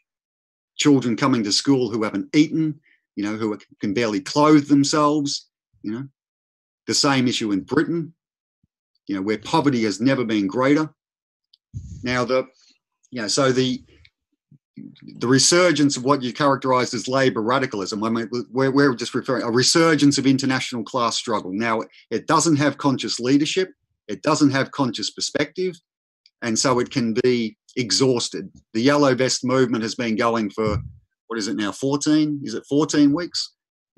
Protest after protest after protest. What's absent is the development of a actually conscious perspective that ordinary people can change the society. They can form their own organisations and move to actually carry through revolutionary social change. Now, it's a massive. Right, but the hindrance to labor radicalism has historically been obviously fear of unemployment. So how are we going to deal with that problem? Because that's what the capitalists do. I mean, they to deal with labor radicalism, which is, hey, you don't want to work, you're not going to eat. So you've got to somehow deal with that issue. How are we going to conquer the fear of unemployment? Well, okay, actually the official rates of unemployment are very low, because virtually 50% of the workforce has been transformed into temps, casuals, part-timers, the gig economy. In fact, that's one of the main motivations of the class struggle, the fact that work has become so insecure, so temporary, so people don't know from day to day if they have a job. How do you combat? Right, of course, workers come under the enormous pressure of their day-to-day existence, but it reaches in any political situation, it reaches the point. Leon Trotsky described it very well. The working class can't tolerate the situation it faces, and the ruling class can't rule the way it used to. So we've got two interconnected processes. There's a complete collapse of allegiances and belief in the official establishment, and so they're moving toward dictatorial forms of rule, which the attack on Julian Assange and internet censorship are an aspect. And on the other hand, you have the resurgence of the working class, the vast majority of society, who are coming forward saying, we want a world in which we and our children can not only have a decent living standard, but be free from the danger of a nuclear war and the destruction of humanity through climate change. Now, one of the reasons they hate WikiLeaks and Julian Assange was that Julian Assange was providing the necessary truthful exposures that assist politically equipped ordinary people to fight injustice, to fight social inequality, to fight capitalism. Now, and they, as I think all of us have said in different ways, they're trying to make an example, or they're trying to, by destroying or intimidating, by destroying Julian Assange, hounding him into a corner, silencing Assange, they're seeking to intimidate and silence all critical independent voices. It's the age-old method of state repression. And that's why there must be an international movement, and it's why I hope every person listening in Australia will make their way to Sydney and Melbourne on either March 3 and 10 and demonstrate to fight for his freedom. You're absolutely right, James, in terms of smearing any legitimate critics of government, of policies. If legitimate criticism is smeared as being an agent of the Kremlin, we saw that during the McCarthy era, during Vietnam, and it's making an unfortunate resurgence right now. We have about 20 minutes left. Kathy Vogan has joined me again. Elizabeth, I wanted to bring you back in because first I wanted to thank you that I just learned that you very ably took over when I was rudely bumped off of this program because of a technical problem on Kathy's computer, not mine, just want to add. And so thank you again. And I'm going to, if I can, announce that Kathy, Elizabeth, will be going forward to co-host these vigils with me, which is an enormously important news because she can bring a whole different perspective than I can and will make my job a lot easier as well and make it a more interesting program. And if we're ever left with no guests, we can keep it going for a while. Absolutely. Instead of go to the music. Thank you, Joe. Happened once. So I wanted to ask you about your reporting on Disobedient Media, of which you're the editor-in-chief, more about the issue of, I know it's very complex, and Ray McGovern is usually, Bill we've had on, talk about it in great detail. But it's a little bit more about what James had raised about Guccifer 2. And you've done a lot of really good work on that. Can you just lay that out? Yeah. Well, yeah, it is very complex. So if I misspeak in any of my discussion of this, that's on me. It's not on, our great technical contributor, Aaron Carter. It's not on the head of an analyst like the Forensicator. But those two individuals have done a huge amount of work, very, thanklessly, basically. We at Disobedient Media have been able to benefit from their analysis. And I have been shocked over time that so few, even independent, media outlets really break down the Guccifer 2 persona and the Guccifer 2 narrative in the way that Adam Carter and the Forensicator really have over the last 2 years. And they've been not only on it from the beginning, but they have continued to produce new analysis that has really enhanced our understanding of the way that persona operated. I don't know that I would be able to summarize each single piece of analysis that they've produced, but basically one of the most underreported or one of the points that really is not understood by the public, even amongst people that have read Disobedient Media articles, in my opinion, is that when CrowdStrike first discussed in articles published by the Washington Post that Guccifer 2 had allegedly breached the DNC and stolen this document, and that he was a Russian hacker and all of that. One of the really big contradictions of that narrative, very simply, is that the document in question in those initial reports came from the Podesta emails, not the DNC itself. So within that first narrative that CrowdStrike put out to the public, you have a massive factual contradiction of that narrative. So I just wanted to kind of bring that up. But I also want to say that moving forward, Disobedient Media will be publishing and discussing more, more analysis by, Adam Carter and the Forensicator. We haven't given up on this subject, although I know that a lot of people may be sick of it and maybe feel like it's old news that's been beaten into the ground. We feel that it's really important to continue to debunk these establishment narratives because no one else will, and because they are used to, increase tensions with a nuclear power. They're used to deflect from the cheating of Bernie Sanders in the DNC in the Democratic primary in 2016. It's used to deflect from every important event and every important issue in the United States and internationally. And as James was mentioning earlier, the Russiagate is used to deflect and to criticize independent media and label us all Kremlin trolls simply because we criticize the establishment and the plutocratic class. And I think that is why it's so important for us collectively as independent media to criticize the Russiagate narrative, no matter how repetitive it may seem to some readers. So, could I ask Elizabeth? I'm just not sure. I've tried to understand the articles by Forensicator, but it's just way above my head. What's the overall thesis that Guccifer 2.0 was that was a setup by CIA or British intelligence? Is that really what the argument is?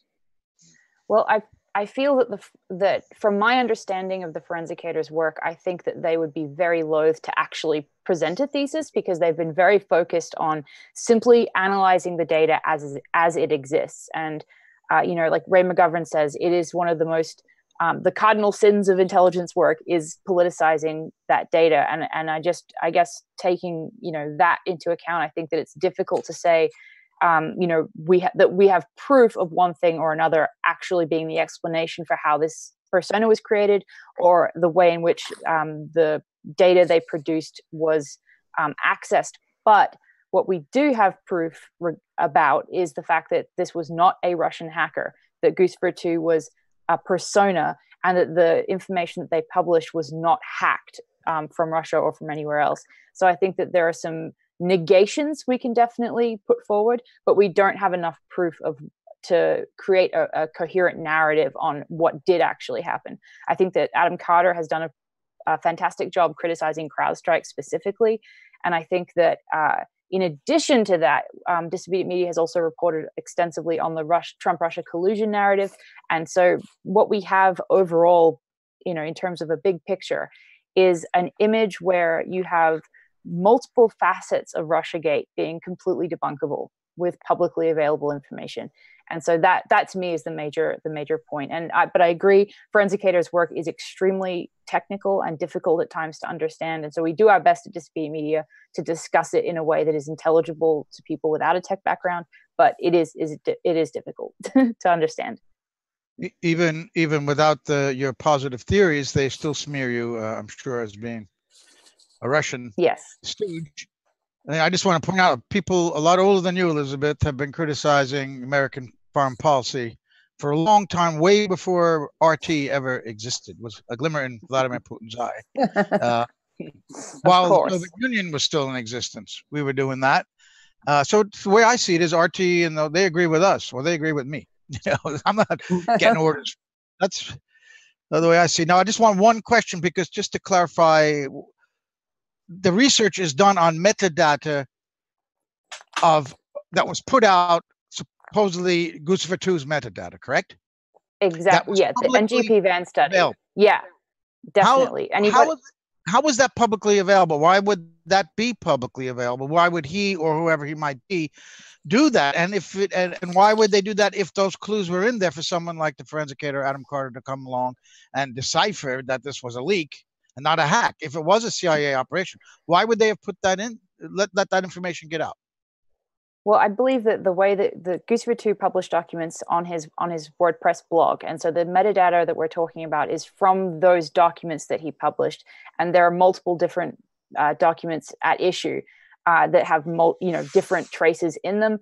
But what we're talking about when we speak about these Russian fingerprints, we're talking about error messages that were left in a specific document that was Trump opposition research, and that was given to. It was not only published on Guccifer 2's blog, WordPress blog, it was also sent to multiple media outlets, and those media outlets then said, "Oh, look, there are these Russian Cyrillic error messages," and those error messages and that document itself, again, did not come from the DNC emails. It came from John Podesta's emails. It was an attachment from John Podesta. So when we talk about these alleged Russian fingerprints, we're not even talking about a document that came from the DNC. So, debunking the idea that it was a Russian hacker because of the Cyrillic, et cetera, that's not even necessary. All we have to do is identify that this document couldn't have been hacked from the DNC because it didn't come from there. But as far as the error messages themselves, I think that when Guccifer 2 as a persona was created, I think that there was little, I don't think there was much expectation of real pushback, real critical analysis from the establishment media. So I don't think that there was really awareness possibly of the kind of criticism that people like Adam Carter and the Forensicator came up with as a response. I think that the persona was really kind of sloppily made into this Russian, using the name of a Russian intelligence chief as an editor or as an author at one point.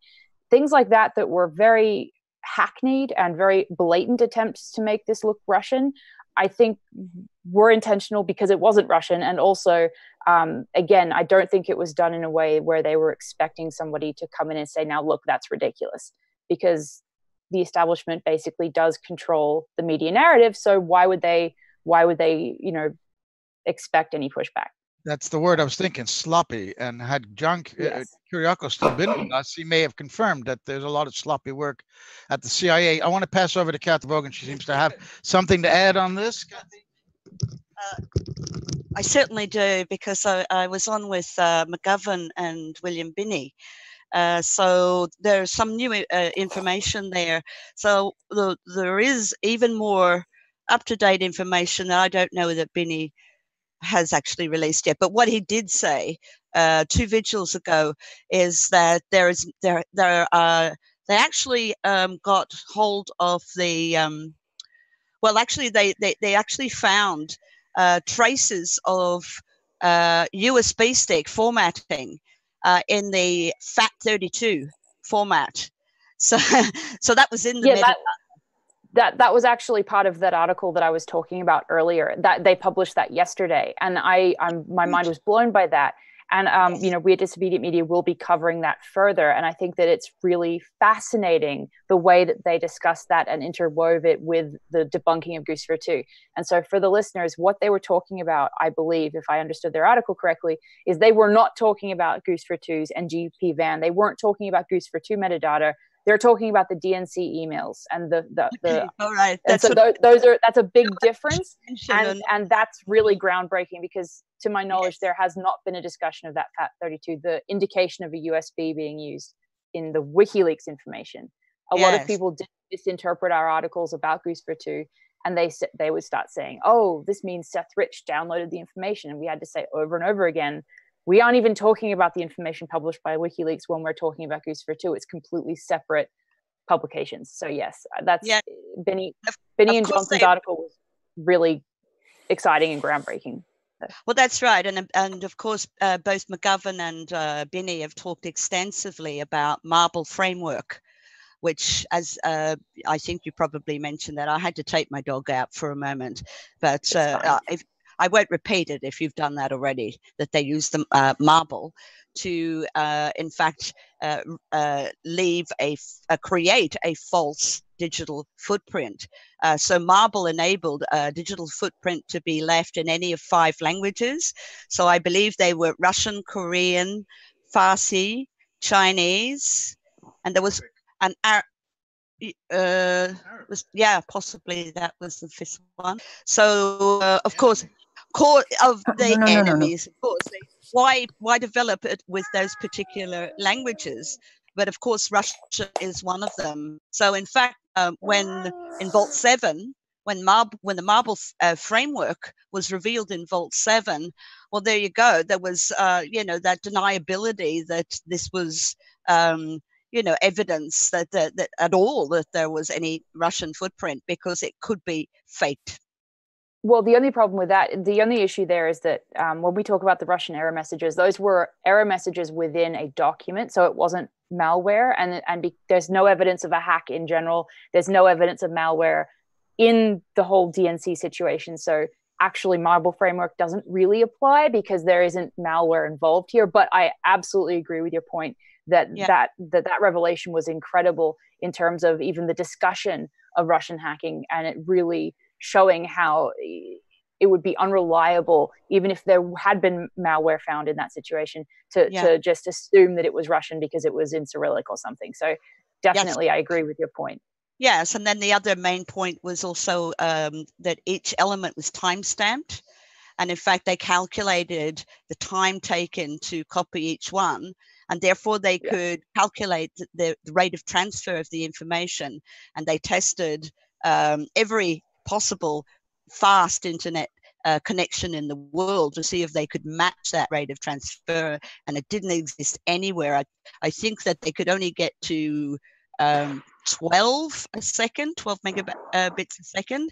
So, and in fact, the rate of transfer of the information corresponded exactly to the rate of transfer to a USB stick, which is absolutely, it was incredible.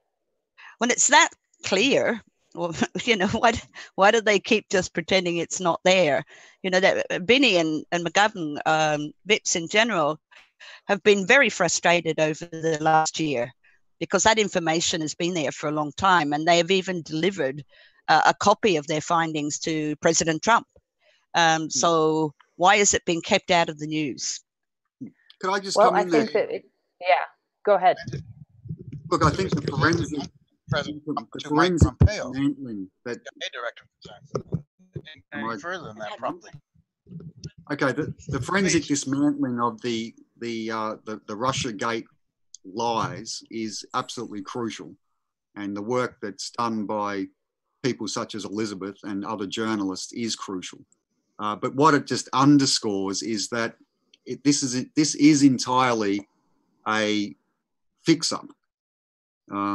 It was, you know, the allegations about Russian interference in the 2016 election was brought forward for a definite political agenda. One, it was certainly used by the Democratic Party to try to apologise for or justify the defeat of their right-wing militarist warmongering candidate, Hillary Clinton, who, even though she got, you know, actually she got more than 3.5 million more votes than Trump, but the American political system is so decrepit, so degenerated, that barely half the population vote, and Trump scraped into office through the provinces of the Electoral College. You know, WikiLeaks had nothing to do with Donald Trump getting elected. The Democratic Party did, and American capitalism did, because people are so disgusted with the state of society that they view the entire setup with hatred, and they don't vote. Now, then the whole issue was elevated because you've got a conflict. I mean, this is something that we've tried to probe quite clearly and explain. I mean, you've got a tactical conflict in the American establishment. They all agree that they're going to go to war with China, right? But there's a debate over whether or not you need to take out Russia first so that Russia can't be an ally of China in a confrontation, or whether you just concentrate on China. Now, the Democratic Party, the military intelligence apparatus, the CIA and so on, want to take out Putin and Russia first. That's what this is about. Then they will devote everything against China, which is the main policy being pursued by Trump with his trade war. It's currently, the trade talks just finished today. They've ended in a complete shambles. America is spearing toward confrontation. So anyway, I know we're about to wind up, but just to give make a final appeal. Hopefully I may get an opportunity to speak on the vigil again before March 3. But if I don't, make an appeal to everyone in Australia to attend those rallies, and I really appeal to the broader WikiLeaks community to give the maximum support to this endeavour that our party and John Pilger and others are making. Thanks. James, you're welcome back anytime to the vigil. We may not give you as much time next time, but we want you here because you've made an enormous contribution today. We have 5 minutes left. I just want to say, yes, the people are fed up with the state of society because they live in a society of the state, owned by the state. So, Kathy, if you can ask a question of James in under 3 minutes, I'll let you do it. Okay, you've just promised that. Then I'm closing out the James, I just, when you were talking about the agenda against Russia, the plan, well, of course, we've discovered that the Integrity Initiative's plan is pro-war against Russia as well. Do you think there's any link between those mobs? That's my question. This is the issue in Britain, the Integrity Initiative. Yes, I mean, look, it's not just, obviously this agenda is not just underway in the United States. I mean, it's the central political issue in every imperialist country in Europe. I mean, the Munich summit is underway at the moment, where the whole discussion is about, the one that they just had in Poland, the whole discussion was about preparing a war in Iran. And now you've got the summit in Munich, where the European Union is discussing, well, to be blunt, what they're discussing is at a certain point they're gearing up to go to war with the United States. Now Britain, the British capitalist class, are lining up with the United States. As a faction, but the anti-Russia business in Britain is very acute. I mean, just to take I don't know if anyone noticed, but yesterday in Australia, the executives of Google and Facebook were holding top-level meetings with government officials to discuss so-called fake news and foreign interference in the upcoming Australian election. And I don't need to tell you who the suspects are. One, Russia, but two, above all, China. Australia is descending into just an anti-China xenophobic witch hunt where opposition to Australia's alliance with the United States is just denounced as foreign interference by China. So this is a universal process, and it's just to keep coming back. I mean, the strand connecting the defence of Julian Assange, WikiLeaks, and independent media, the strand that connects into the broader issues is that they're attacking Assange and WikiLeaks as part of an agenda toward ever greater social inequality and a drive toward war, and they want to silence dissent. And that's why Assange must be defended. That's an excellent last word, James. It almost sounds amateurish that they're exporting from the U.S. to Australia this notion of foreign interference, and it seems to be working. They're actually, sorry?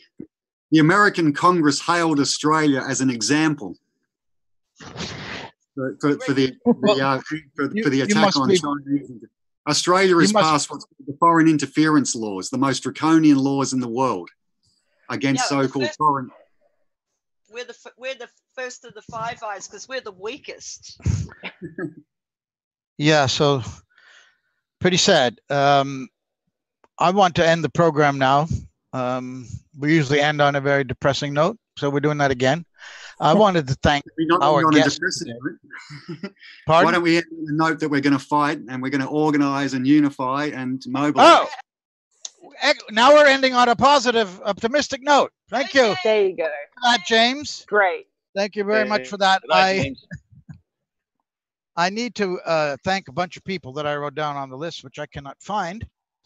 I want to thank, hopefully I can remember everyone, Garland Nixon, who joined us wearing his yellow vest from Washington, D.C. John Kiriakau, also in Washington, wearing a normal Pittsburgh Pirates jersey. George Samueli, I think coming from New York City. That's right. James Cogan right here in Sydney, Australia. Elizabeth Voss from Little Rock. Is that where you are? I'm actually in Fayetteville, Arkansas, but close enough. Same state. Same difference. Same. Okay. Well, we won't go into that. And appearing again in the last 20 minutes is Ann Garrison in the Bay Area. And unfortunately, we're not able to bring her in. I was actually here for half an hour. And let me just say that one reason I didn't get in earlier was because so many of the previous guests were so interesting. This is probably the most informative Unity for Jay I've seen, and I will probably clip some of it tomorrow and put it on the radio news. And maybe next time you come in earlier so you can contribute. So I want to also thank the audience for tuning in to watch. It's 4 o'clock in the afternoon out here. We have no excuse. No excuse. At 8 a.m. over here. People in Europe are going past midnight. You've got the best time slot. And okay. I want to thank also the technical support here, Joe Booth and Kitty. And of course, Kathy Vogan here for sharing her computer and her apartment. And while we were offline, a lunch and a coffee. So I want to say goodbye and urge everyone to join us again. Yes, Kathy's friend Claire is the one who actually produced the lunch. Excuse me for that. So Claire, thank you. Visiting from Adelaide for the event Thursday night. So just again, next Friday for the 18th edition of the Vigil for Julian Assange. And I say goodbye to everyone and thank you again. Arrivederci. Bye. Bye. Goodbye. See, how do I get out of this?